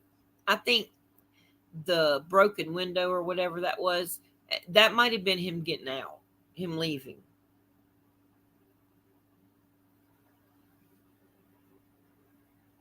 It seems so crazy that this hasn't been solved after all these years. I sure hope Summer's case is solved. That's what I said, Brown Bear. This case here, looking at this case, it does worry me. I do not want Summer to be a cold case. I don't want, years from now for people to still be going, well, what? And imagine the parents, seriously. If Candace and Don had nothing to do with Summer's um, disappearance, can you imagine having to live with that the rest of your life, holding it over your head? That would be purity hell.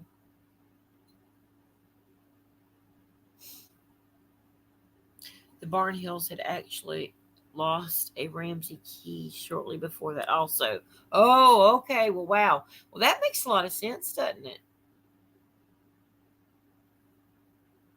Handwriting and practice sheet. Hidden. Death once again screaming someone else to cover a possible child's bedroom. And look, if it was the other thing, like I talked about, where if they are into these Luciferian rituals and things like that, um, the Whites live fairly close to the Ramseys, if I'm not mistaken. I'm not sure, but the thing is that I've gone back and forth on the parents, kind of like I did at first with Summer's parents. Like I would say, well, this doesn't seem right, and this is weird, and this is weird. And it would make me look at the parents. And then I would notice other things and I'd be like, yeah, but, okay, like this weird guy across the street, huge red flag, huge red flag. And you can't explain away possibly putting your kid in the bed and just taking their pants off. But here's another strange thing.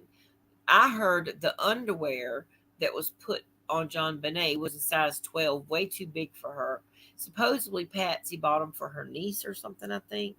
Like this an older child, I'm not sure.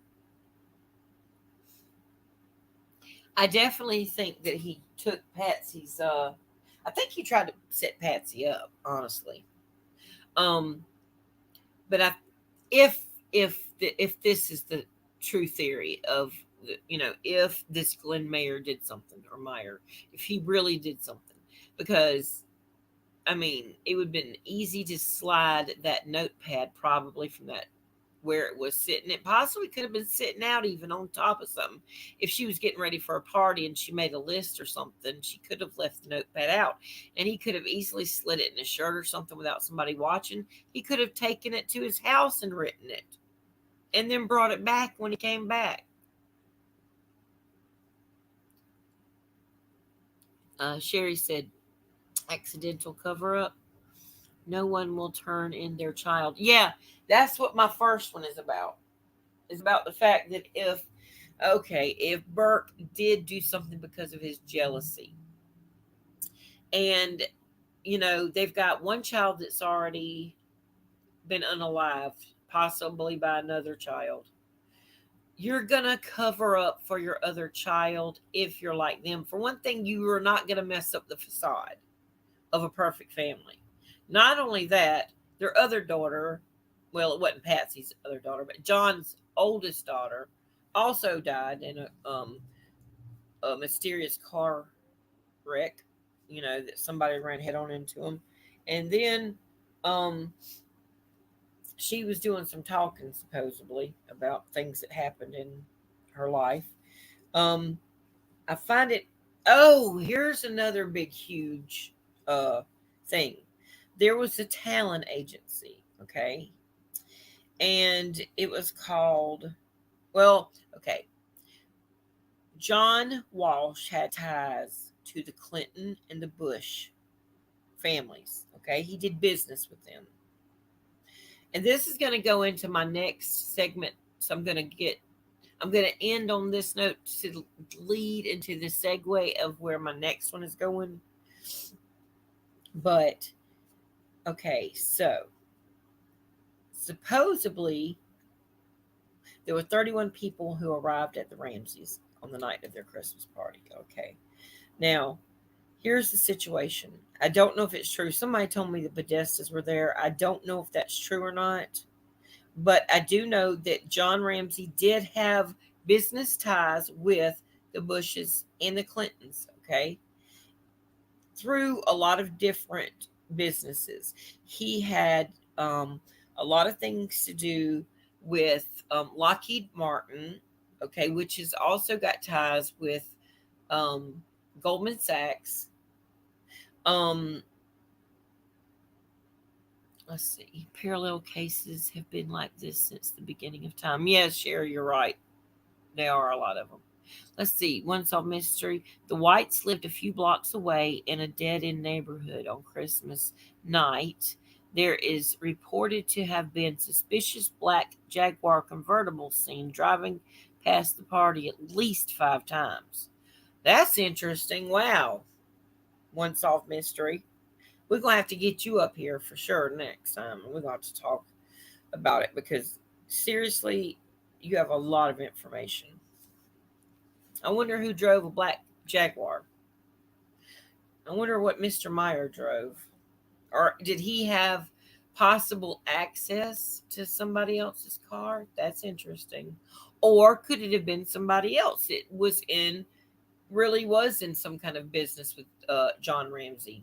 You know what I'm saying? I mean, that's possible whenever you're messing around with crime families like the Bushes and the Clintons, anything is possible. So he also owned another business called um, Access Graphics. Okay. So there was something that had to do with that with the William Morris Agency. The William Morris Agency was a talent agency, okay? And it was for children in the Denver area to do, commercials or any kind of, things that you would need to do, like fashion shows, different things like that. And I mean, I did that stuff when I was little. So I'm not saying there's anything for sure to do with that. However, look into the William Morris Agency, and they came up with some stuff on the William Morris Agency that are not good concerning children. Let's just put it that way. Patsy Sherry says, I believe a familial death. Now you know my theory. Patsy covered. She went to great lengths to protect her son. That's one of my theories, Sherry. Definitely. That was the first one I put out. Cain and Abel. Jealousy long existed. Sibling rivalry. Yes, jealousy is a very strong emotion. Brown Bear and Sherry, you're both right. That's why my first one was about Burke. Now, I do feel bad that if Burke didn't have anything to do with this and he was also being possibly abused, that he would be blamed for this if he didn't do it. I would feel terrible for that. Because this man, I just can't understand why this man would have Jon Benet's pictures like a shrine so many years later when he died.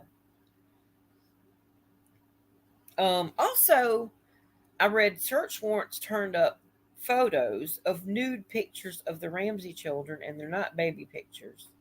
I find that kind of weird. Also, in the 3 years prior to her death, supposedly she had made 33 trips to the pediatrician's office, diagnoses with yeast infections, and also um, UTIs.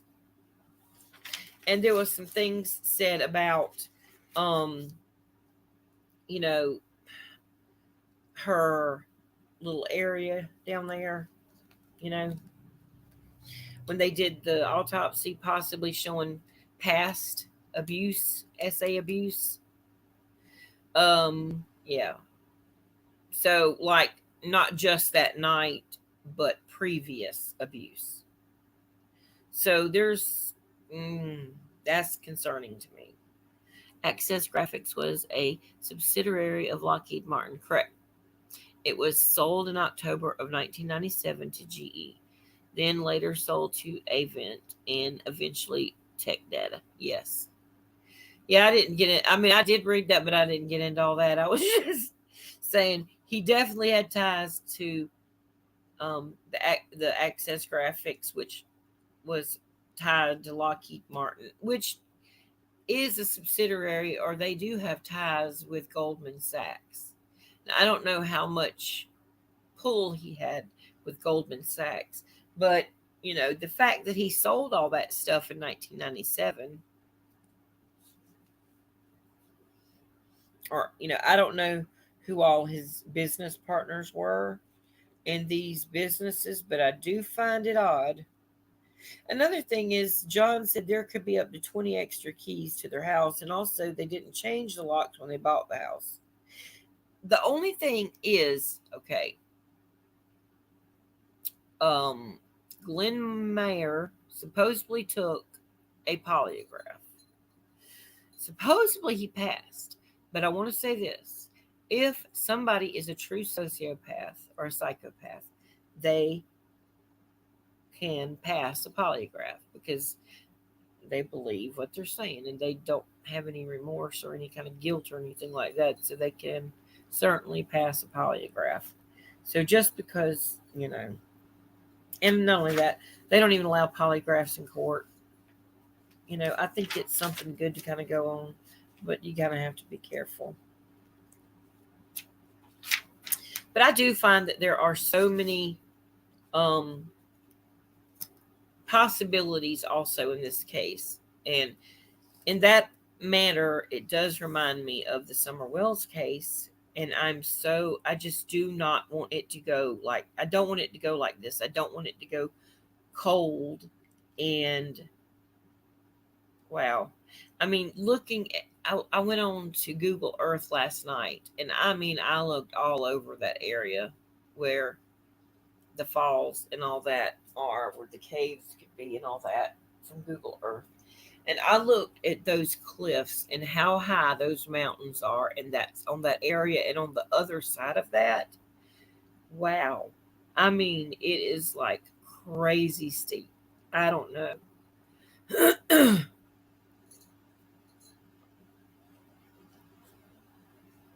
Dr.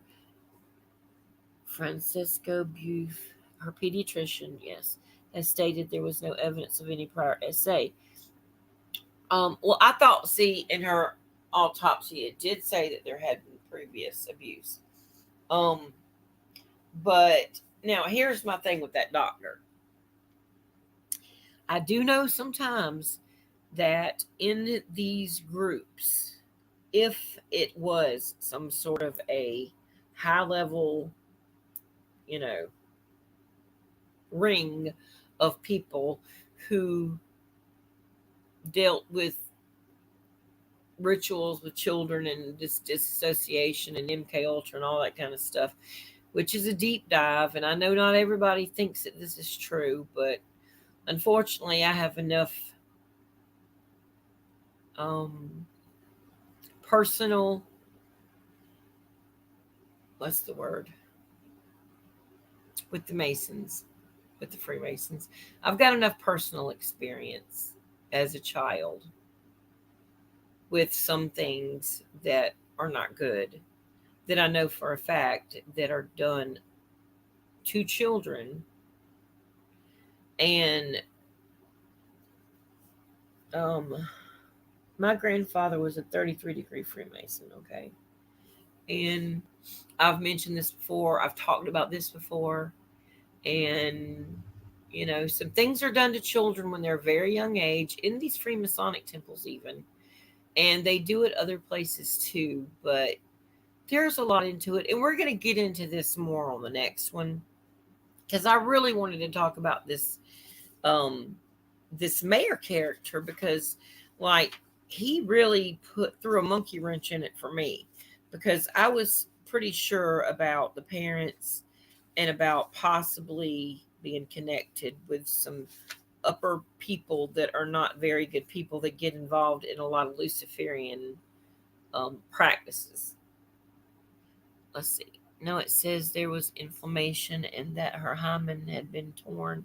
However, it would have had to have been intact before that for it to have been torn that evening. Well, I read that her little area was twice the size that it should have been, and that there were old marks, like from previous possible abuse. But I need to find that, to find out what that source is and go back and read that. But I'm pretty sure they were reading. I'm trying to remember where, because I read it, like, because I wrote it down here actually. Um, I'll have to go back and look and see where I saw that or where I read that from, because if that's the case, well, and also the older daughter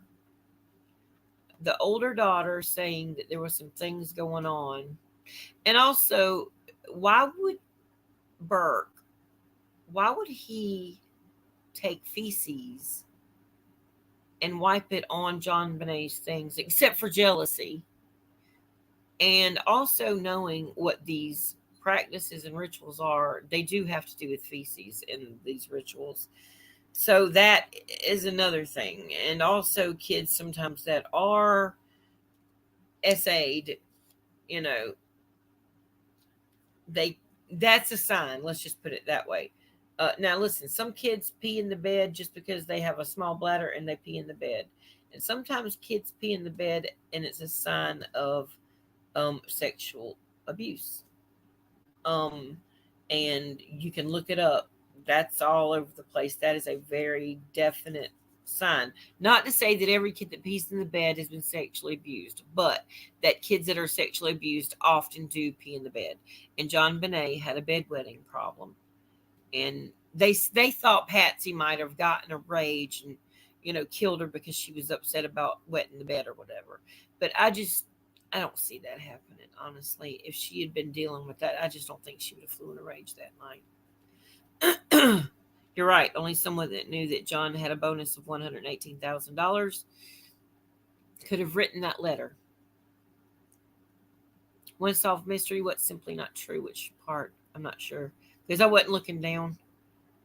Patsy is a patsy. She died thinking she did the best thing for her son. She saved him in her psyche. There is no evidence of any of this poo stuff that came from the burnt housekeeper, Linda Hoffman Pugh. Althea, I love you too. Yeah, but we don't know that that's not true. I mean, if she's the housekeeper, it's possible that that is true. But the Ramseys, being such a very high, you know, in the in the in the they appearances, let's put it that way. They're about appearances and everything looking perfect behind the scenes. And it's easy to say that a lot of people will hide things in their family that they don't want to get out, even if they're not in the wrong or doing anything wrong. Even if it's nothing really big that he, could possibly, if he had been hurt or abused, that he could have acted out in that way. But that the family could have covered that up, and maybe that's why the maid, no, maybe it's true about her being twice the size of a normal kid. That is such a horrible bit of misinformation. Well, it really is information that I read from an actual source, and I'll get it. And next time I come back with my next and it is disgusting. When I read it, I wanted to throw up, to be honest with you.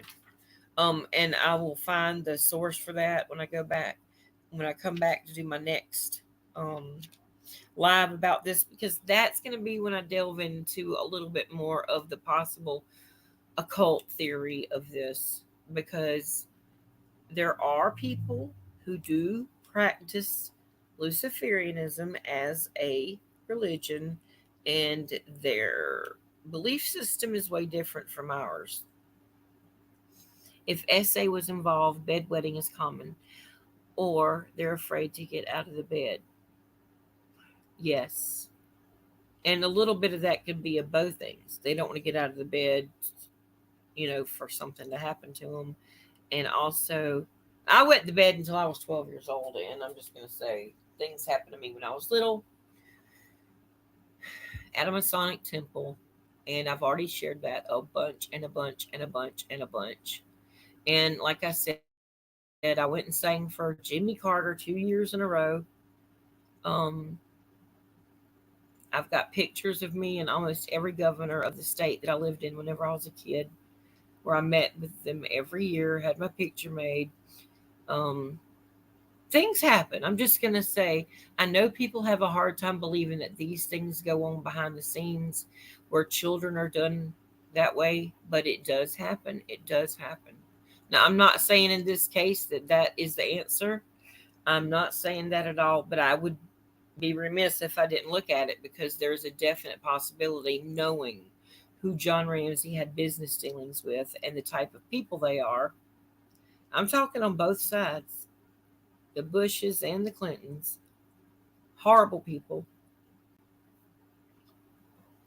And I do feel like that this neighbor of theirs, to me, if it didn't have to do with a family, okay, I believe this neighbor is a really good suspect, because there is just too many strange things surrounding him. And that's why I had to do this today and get him in the mix, because I put Burke, and why I have a hard time, you know, saying that Burke is completely off the table, because, it could have been an accident between siblings. I mean, he had hit her with a golf club before. He could have hit her with, well, they said the train track or something, some kind of train track, like the two dots, they tried to say that that was like the end of a train track or something that she'd been poked with. But then all this other stuff, I have a hard time believing that parents could do that to their child to stage something, because that's pretty gruesome. I mean, think about that with the paintbrush, and with the uh, I just and then the DNA, the DNA that's not explainable. Like, whose DNA is that? Like, there's just this whole thing is just like a huge. I don't know. It's like a. It reminds me of like one of those murder mystery things, you know what I'm saying? And it's like, gosh, everybody seems to be, they could be a suspect. And it's trying to mark each person off. And it's hard to do it. But I agree. I do think that it is disgusting that people do that to children. And I wish it didn't happen. I wish it didn't happen to children. But unfortunately, that is the enemy's number one goal, because children are innocent. So they believe doing the things that they do to children, they get certain life forces and things like that. And that's just their belief system. And unfortunately, it harms other people. I mean, I'm all about people having the right to their religion or whatever they want to believe, unless they're hurting somebody else. And then it's not okay at all. But so anyway, that's all I guess we have for today, because I do believe that this mayor guy or Meyer guy, I don't know how they can do it, but they really, really need to try to find his DNA somehow or some way. I don't know if it's too long now, if they pulled his bones up, if they could extract the DNA from his bones, you know, and if they could possibly match it to what, was on her.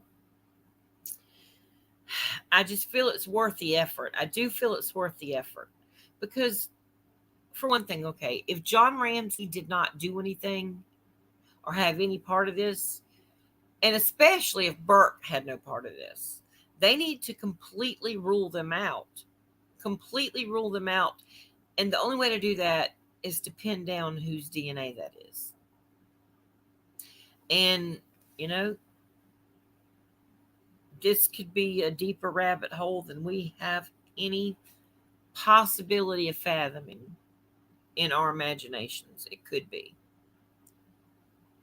While two of the prongs on Burke's train set were about the same distance, all of his pieces had three prongs, and none of them were missing their middle prong.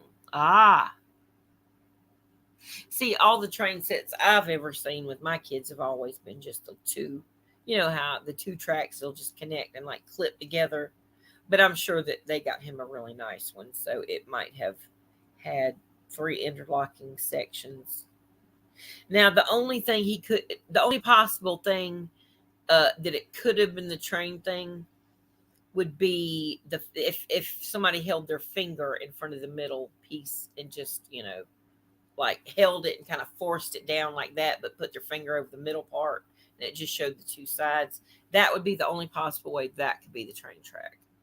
They'd have to cover that middle piece somehow. But I'm with you. Um. Oh, you think they checked Meyer's DNA or Mayer, whatever, however you say his name? But that does not mean that he was not somehow involved. Glenn Meyer certainly needs a closer look. I agree. I agree. To me, the weirdest and most bizarre thing is his that shrine he had. That's odd, very odd.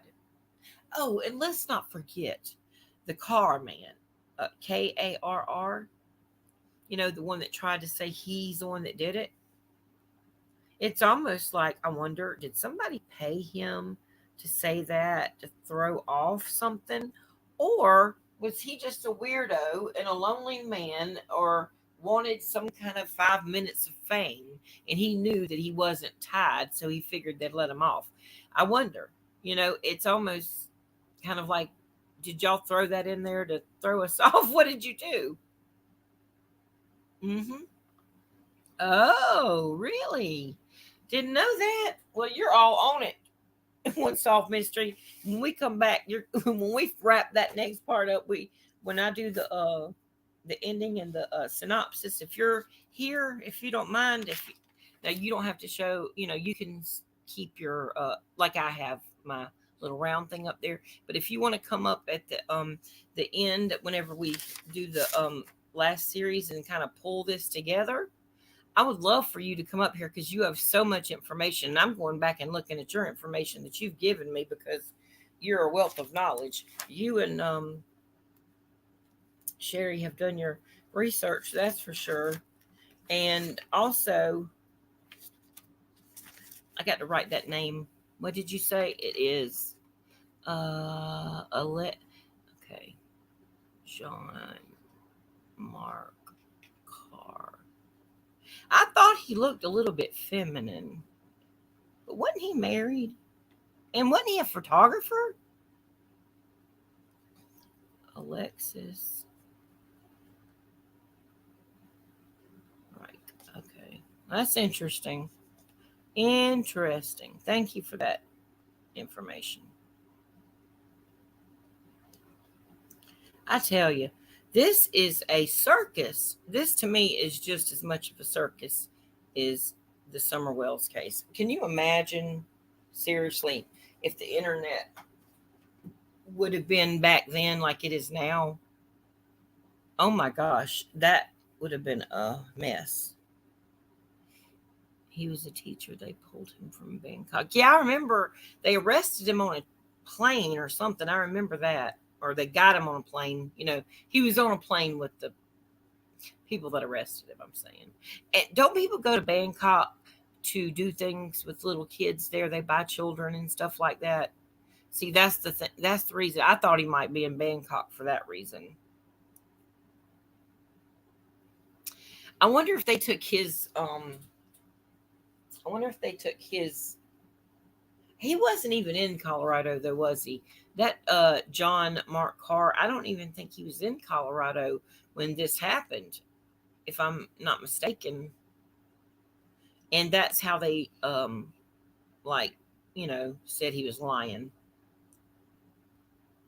But he is a weird character. I will say that. He's a weird dude. Or maybe not a dude anymore. Dude looks like a lady. Yeah, I think he was a fraud too. I don't know. I think he's just weird. I think he wanted his 5 seconds of fame or something. He's just weird. He's got some issues, psychological issues or something. I'm not sure. But I knew something wasn't right with him. But the fact that this other guy in the basement, like literally, I cannot believe that I just literally found that out like last week, if that, this past week. When I read that, I got into looking at that and I was just like, I was God smacked. I was like, what? How in the world all this time? I guess I should have read the book more. And then I can wade through the BS. Kind of like the Helter Skelter book. You know, you have to wade through the truth and kind of look deeper into it. But anyway, we've been on here for 2 hours and 3 minutes, and it's Sunday, and my husband is gone in there, and he's cut the grass, and he's gone and got me a mocha, and he's come back. He's probably wanting to eat. So I'm going to go ahead and finish this up and just say I just thank every one of you for coming and for being here.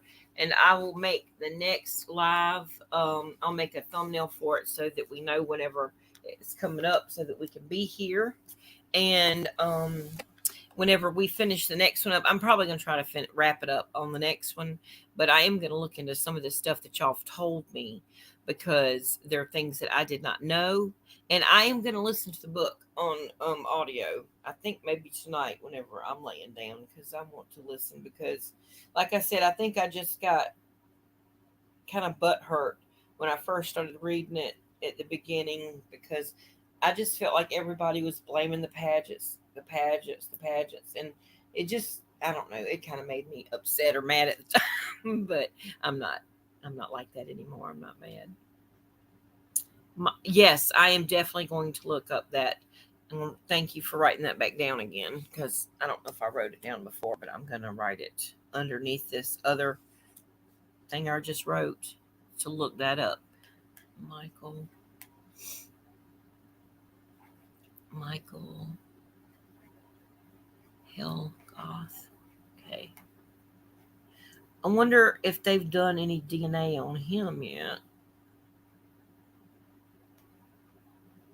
See, that's my thing. They need to do the DNA. They need to run DNA on every single person around this family. If they haven't done it on um Meyer yet. I mean, like you said, he might not have been alone. Sometimes if these people are weird, and they're pedos, uh, sometimes they don't run alone. Like we've said with Summer, we think that there's probably more than one person involved with that. And look, more than likely in this, there could be somebody not. He might not have worked alone, is what I'm saying. He might not have done this alone. So it's possible, that just because the DNA doesn't, like you said, match his, doesn't mean that he didn't have something to do with getting the key, or, you know what I'm saying?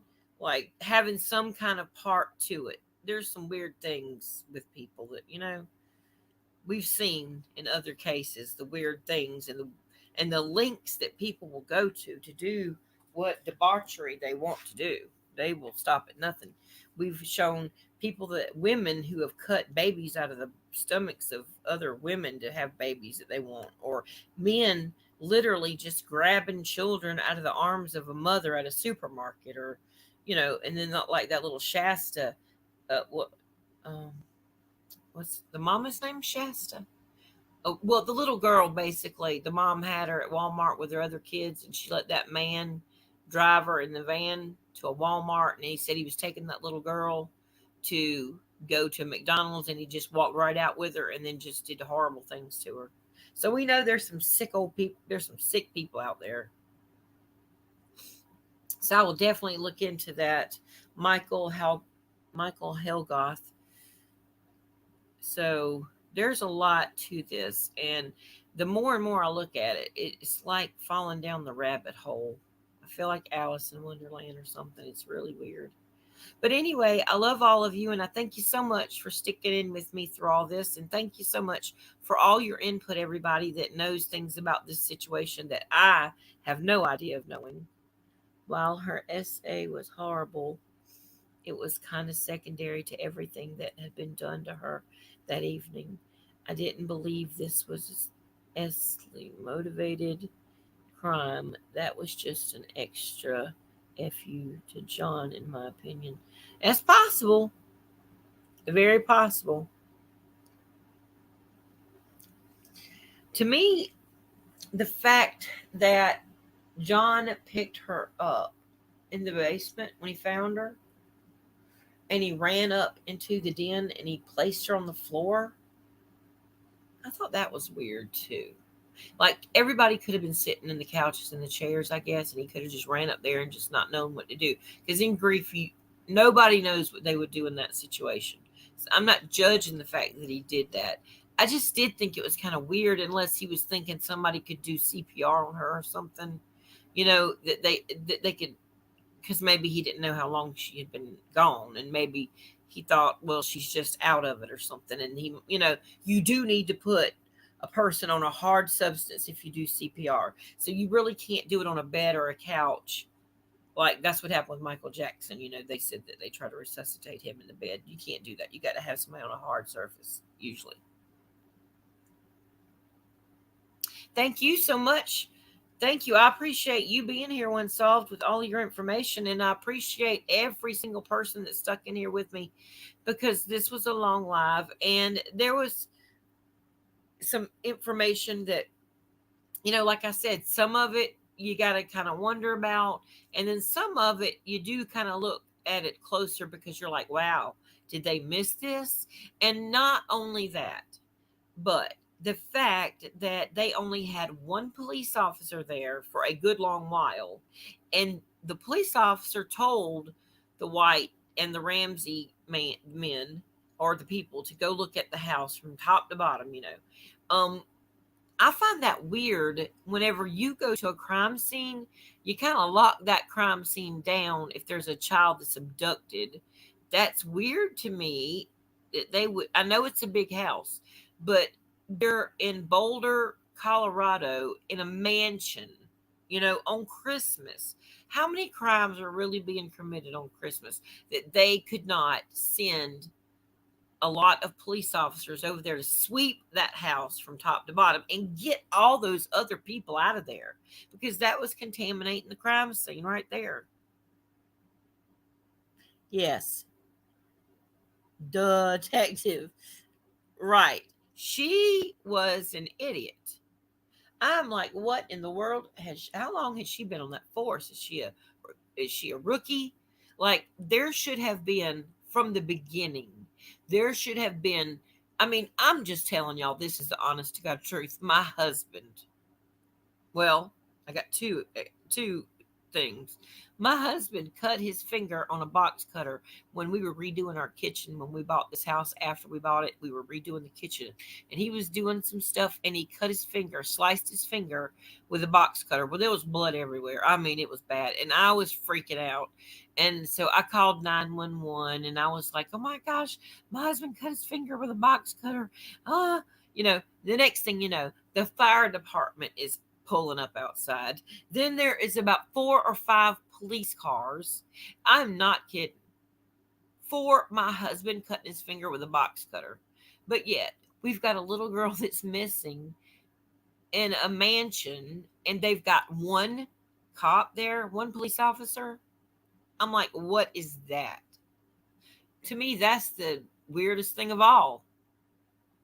So we shall reconvene at a later date. It'll probably be maybe Monday. I'm thinking maybe Monday or Tuesday because I really want to look into some of this stuff that some people have told me on here because I need to look into it closer.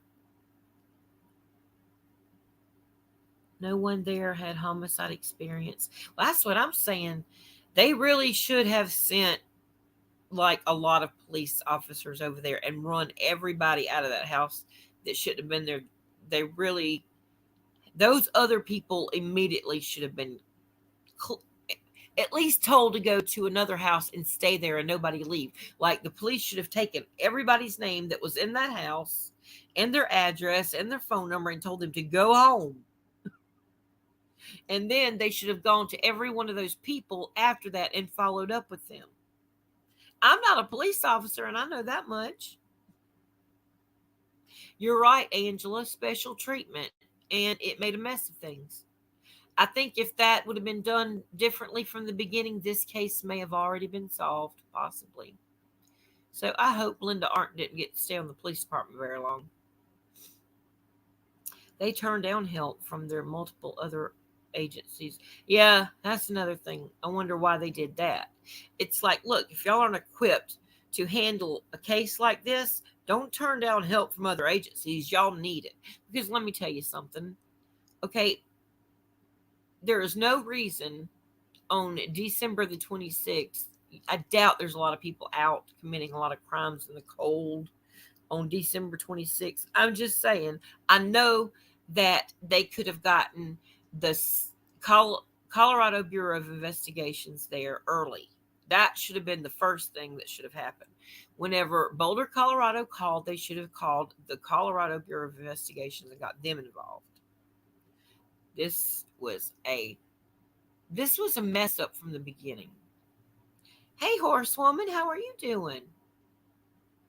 I want to know protocol for missing children, abductions for people in the house. Me too. And we got to remember now that was in 1996, so they may have been different back then for what they are now. But maybe I'll look into that. Horsewoman, let me write that down so I won't forget. Because y'all have been so sweet to give me grace and mercy for my memory the way it is right now.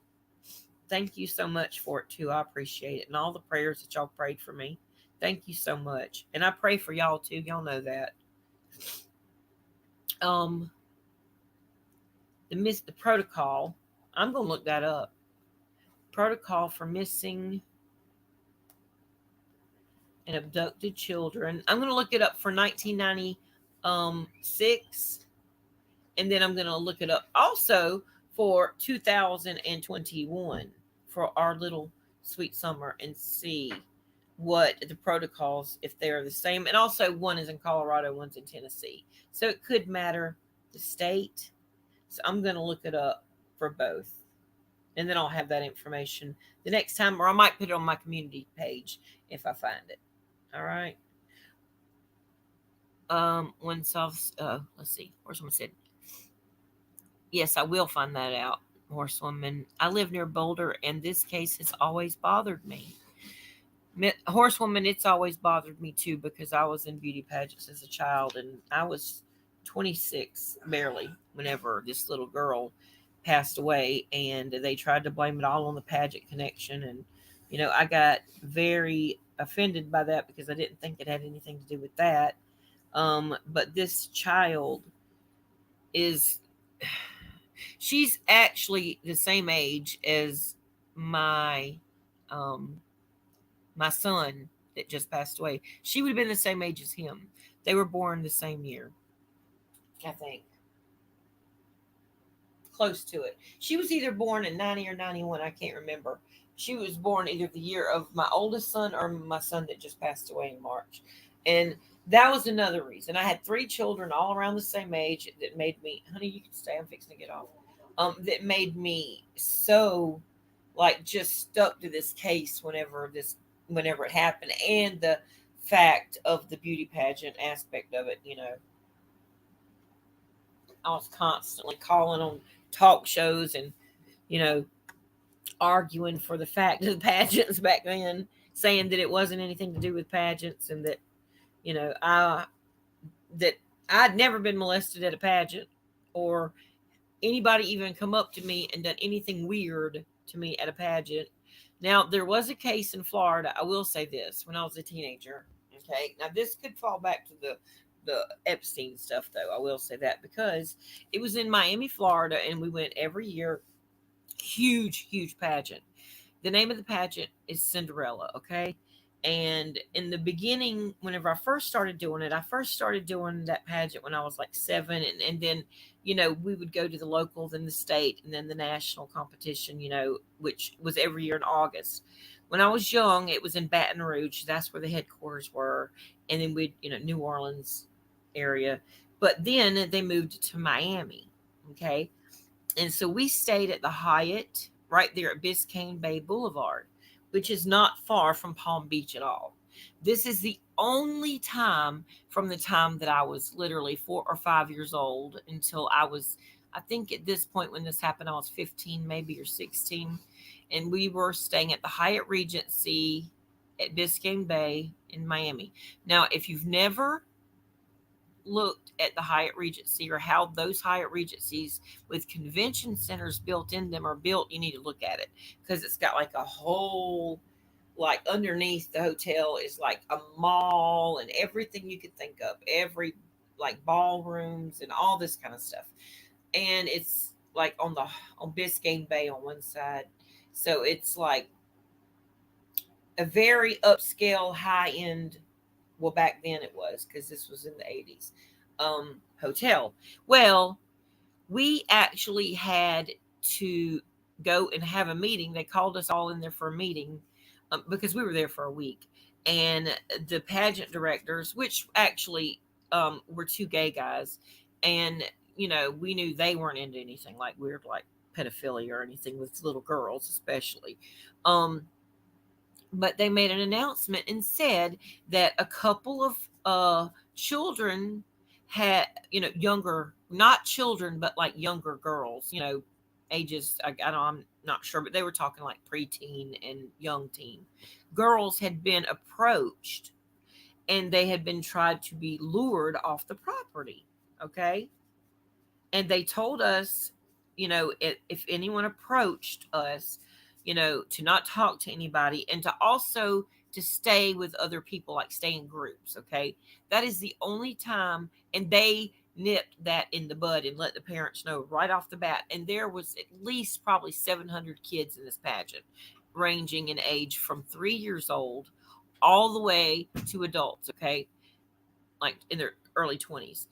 Not only that, this particular pageant, the little girl that plays on Full House, she was in that pageant. Her name, um, well, it was Stephanie on Full House, but her real name was, my mind is going blank again.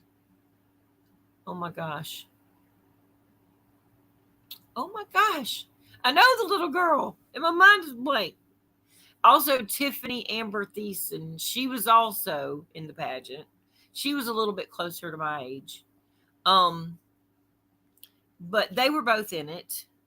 And here's the weird thing. That year, hey Yorkshire, how are you doing? I wasn't even looking down at the chat. I was just talking away. Me too. My third was her age. Yeah, see, it's hard when you got kids that age. Jody Sweeten, that's it. Thank you so much. I cannot believe that. Oh my gosh. I mean, I know the little kid. Like I've held her. I picked her up.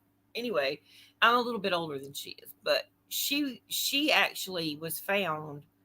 She lives in California, but a lot of kids that do acting and end up in modeling and acting, they do get started in pageants. So I'm just saying, like these two particular kids in particular was found through this particular pageant organization that is huge, and it is in every state in the United States, and like local towns, and then it goes up to the big nationals, which, like I said, they've done it in several states. It started in Louisiana, Baton Rouge, then it went to Miami, and then after that Oklahoma, and then Las Vegas, and they've had it in several places now. And Craig Toller and Carl Dunn, who were the directors back when I was doing it, they've both passed away now. Unfortunately, they passed away of AIDS, but I did love them both very much. They were sweet, sweet people. But anyway, I love that pageant. I look back on it, and so many of my fondest memories are going there, and even at the state level, it's just so fun because we would get to stay at a college in the dorm rooms for a week with all of our friends, and we'd have parties every night. And I'm just saying, nobody ever bothered me. Nobody ever touched me inappropriately. My mom was a helicopter mom, but at the same time, I mean, nobody ever even did anything weird, except for this one year when I was at nationals. Like I said, there was a man. Well, like I said, I was probably about 15, and this young Cuban guy, he was handsome. He looked to be about 21, and I was walking alone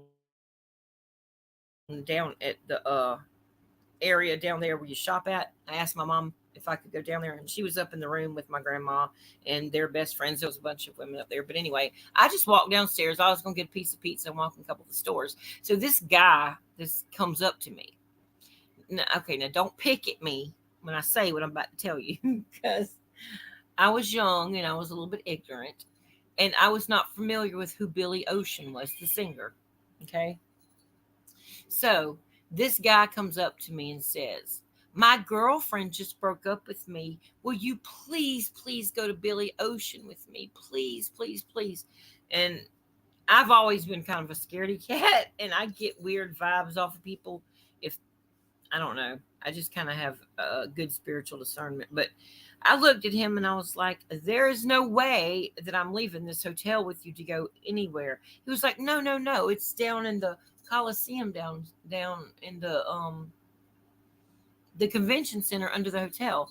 I was like, there's an ocean down in the convention center. He's like, Billy Ocean, it's a concert. I thought he was asking me to go to some ocean down there. I was like, what the heck? But I laugh about that now. And when I was like, no, and I was like running from him, and I literally ran from him and got in the elevator and got and went up to the elevator and told my mom. I was like, oh my gosh, when I walked in the hotel room, I was like, some guy that looked like Desi Arnaz Jr. just came up to me and he asked me if I wanted to go to Billy Ocean with him. And like I was just like freaking out. My mom was like, well, why didn't you go? And I was like, what? Why would you tell me to go somewhere with some stranger that I don't even know in Miami? That's crazy. So I thought that was kind of crazy. But that was the same year. Hey, Tracy, how are you doing? Yeah. So anyway, there is some things that can happen, but that had nothing to do with the pageant. But I do possibly think, listen, they said that it was a woman involved as well when they said that the people that were trying to go to the children and talk with them and trying to bribe them to leave with them, one of them was a woman. So this was in the 80s, middle 80s. So it really makes me think. I wonder if that was that Ghislaine Maxwell, because um she literally was like within a couple miles from that hotel. And imagine, where would you go and look for a bunch of girls at a pageant? And I mean, it was advertised, it was it was televised in Miami. So I would think, I don't know. I've just always looked, now that I've found out about that, I've looked back on it and thought, wow, that's kind of weird. That could have been the situation with that. But they did nip that in the bud right from the beginning when they heard about it and called all the parents and all the children in there and told them. Oh gosh, horsewoman. Well, when it was first going on, man, I mean, on every station that I heard, it was the little pageant queen or on the Inquirer. You'd go to the Inquirer and see it on the newsstands. They were really, really giving the pageants a hard time back then. And pageants were a huge thing, especially in the South. Um, and in fact, Patsy Ramsey, she won a lot of pageants. She was Miss trying to think what state she was from. She won the Miss America pageant system, but it was on the state level. But I can't remember which state she was from that she won. Because for a long time I thought she was from Georgia, but I don't think she was. I can't remember where she was from. Yeah, West Virginia. That's it. You got look. If we did a Jon Benet Ramsey trivia quiz on who knows the most, it would be a one solved mystery would cream us. Hey, Nay, what are you doing? How are you doing? I'm late, but I'm here. I love you too. I'm going to start from the beginning, so I'll be behind. LOL. That's okay, because I've been saying I'm getting off for the last 15 minutes and I keep running my jaw. But anyway, well, I love you guys. And I hope that you all have a wonderful Sunday. Hey, Matthew, I didn't see what you wrote. Hold on. Very late coming in, watching it now, Sayla. Hope you are having a wonderful day, my friend. I'm having a pretty good day, Matthew. I've been on here with all of y'all, and it has really helped my day because I love all y'all so much. And I love to talk about things, and we have different ideas and bring different things to the table. Like, literally, one solved mystery is the um, a wealth of knowledge when it comes to this case. Get out of my dreams, get into my car. Sorry, I had to throw a Billy Ocean reference out there. That's funny. Oh my gosh. I don't even know any Billy Ocean songs. That's so bad. I listened to back and then I listened to the Beastie Boys and other stuff like that. I wasn't into Billy Ocean. Uh, I think that is such a blonde joke, though. Everybody laughs at me for that joke if I tell them about it. They're like, "God, you're such a blonde." Yes, horsewoman. I'm going to go ahead and decide when I'm going to do the live. It'll be sometime in the beginning of the week. Give me a couple days after this because I want to go through a lot more of the evidence that One Solved Mystery has helped me with a lot of it actually, and I'm going to be looking a lot of this stuff up. So it'll be sometime this week coming up, but I will put an advertisement out about it. But now remember the grace and mercy if I don't make it and I have to make it a little further again. But I'll change the time if I do. But I love every single one of y'all, and I hope y'all make it to the next live. And yeah, y'all can listen to the audio of it. Let's see. One Solved Mystery told me the name of it. Let me see. I wrote it down of who reads it. He said did a great job. So hold on, let me look where I wrote it down. I got my book right here. I got to look back. I love you, Tracy.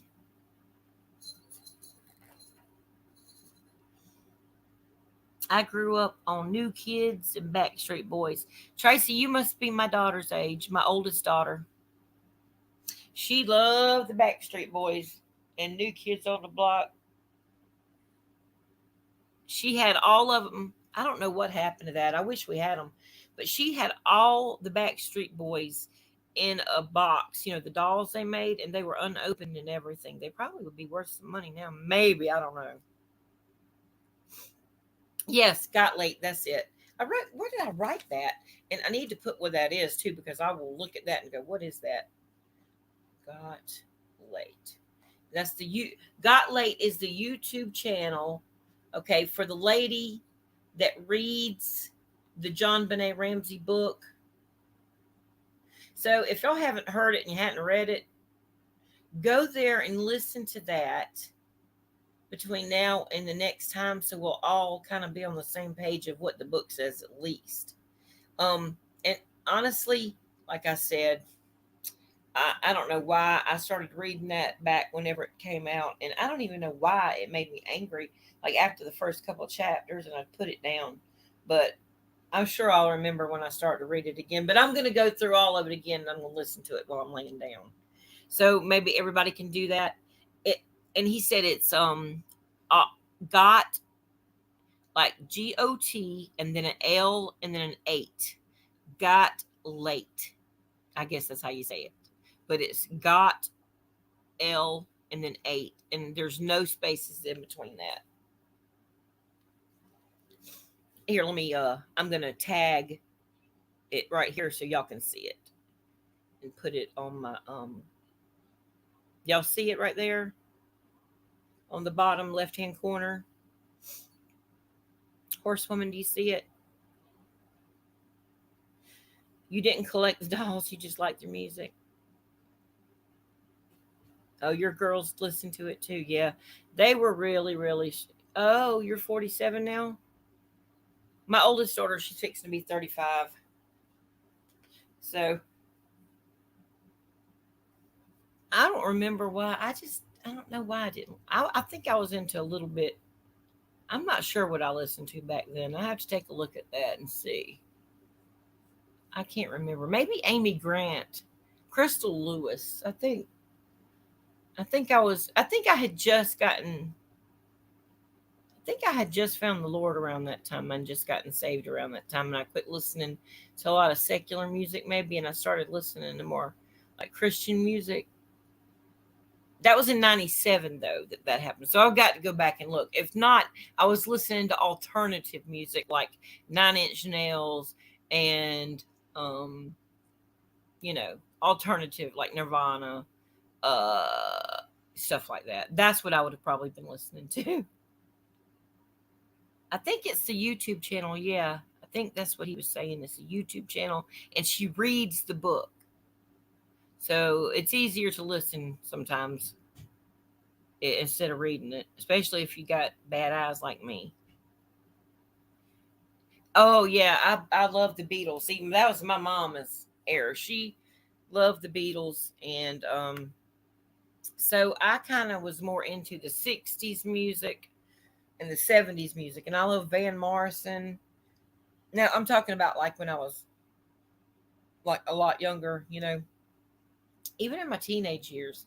Like I loved Into the Mystic by Van Morrison. That's one of my favorite songs. And I loved there's a couple of the Beatles songs I like a lot. And I liked the Eagles back then.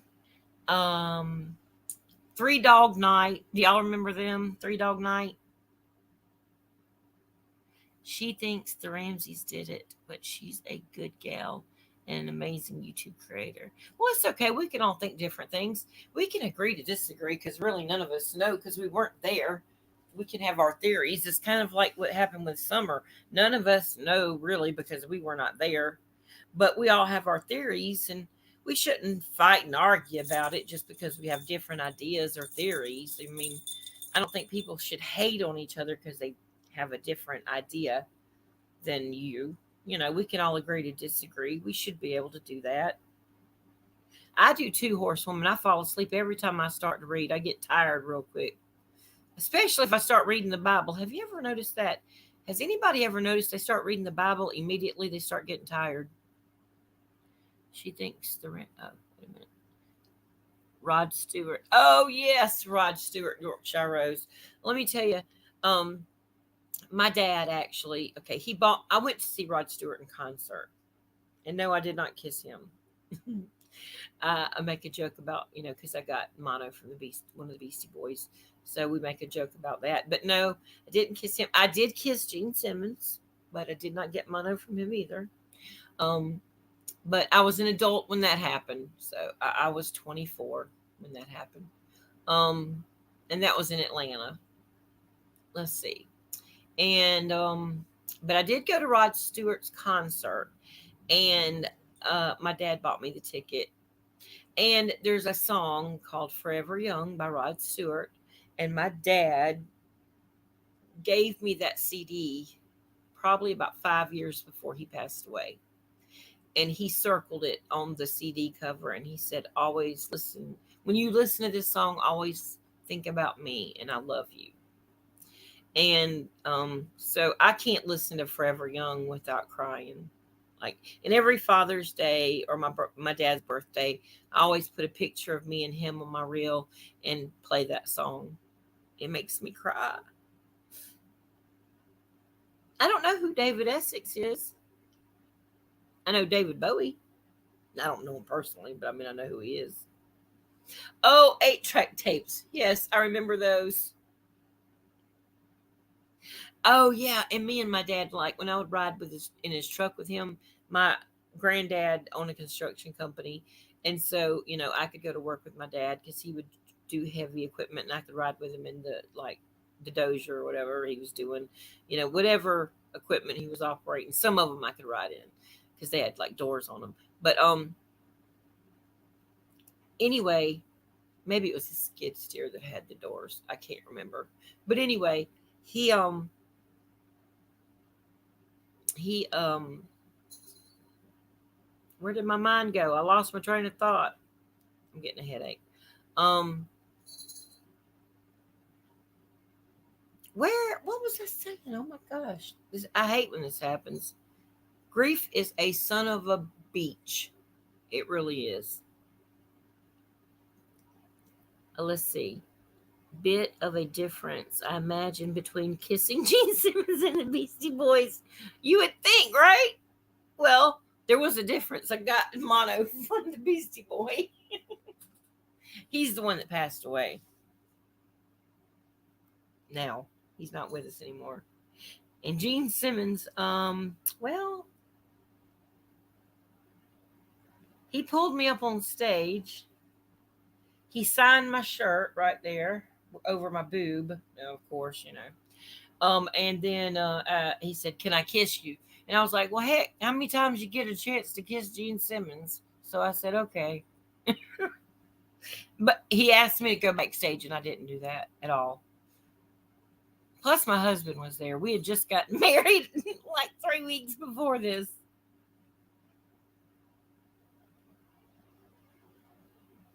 Google him. Let's see. I'm gonna go back up there. His name was David Essex. I have to look him up. Is he from over there? Is he from on your side of the pond?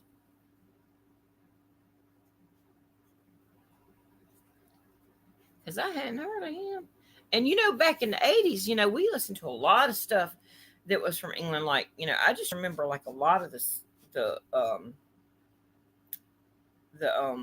music from back then came from like England and stuff like that. Oh gosh, I used to like Sid Vicious a long time ago. I was into that a little bit. Some punk stuff. Let me get caught up here. Hold on.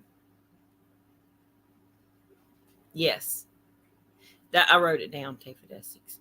Okay, well I've kept y'all long enough. I'm just dragging it out now. So I love you so much, and I will see you soon. I'll see all of you back on here, hopefully for the next live. Your hubby did too. Your hubby kissed Gene Simmons, or he liked David Essex. Bye, Horsewoman. Bye, Yorkshire Rose. Bye, everybody. Bye, One Solved Mystery. Bye, Tracy. Bye, Matthew. Bye, Nene. And anybody, bye, Sherry, if you're still on here. Anybody that I missed, Angela, if you're still on here. I love all of you, and I will see you on the next live. Talk to you later, and love you. Bye.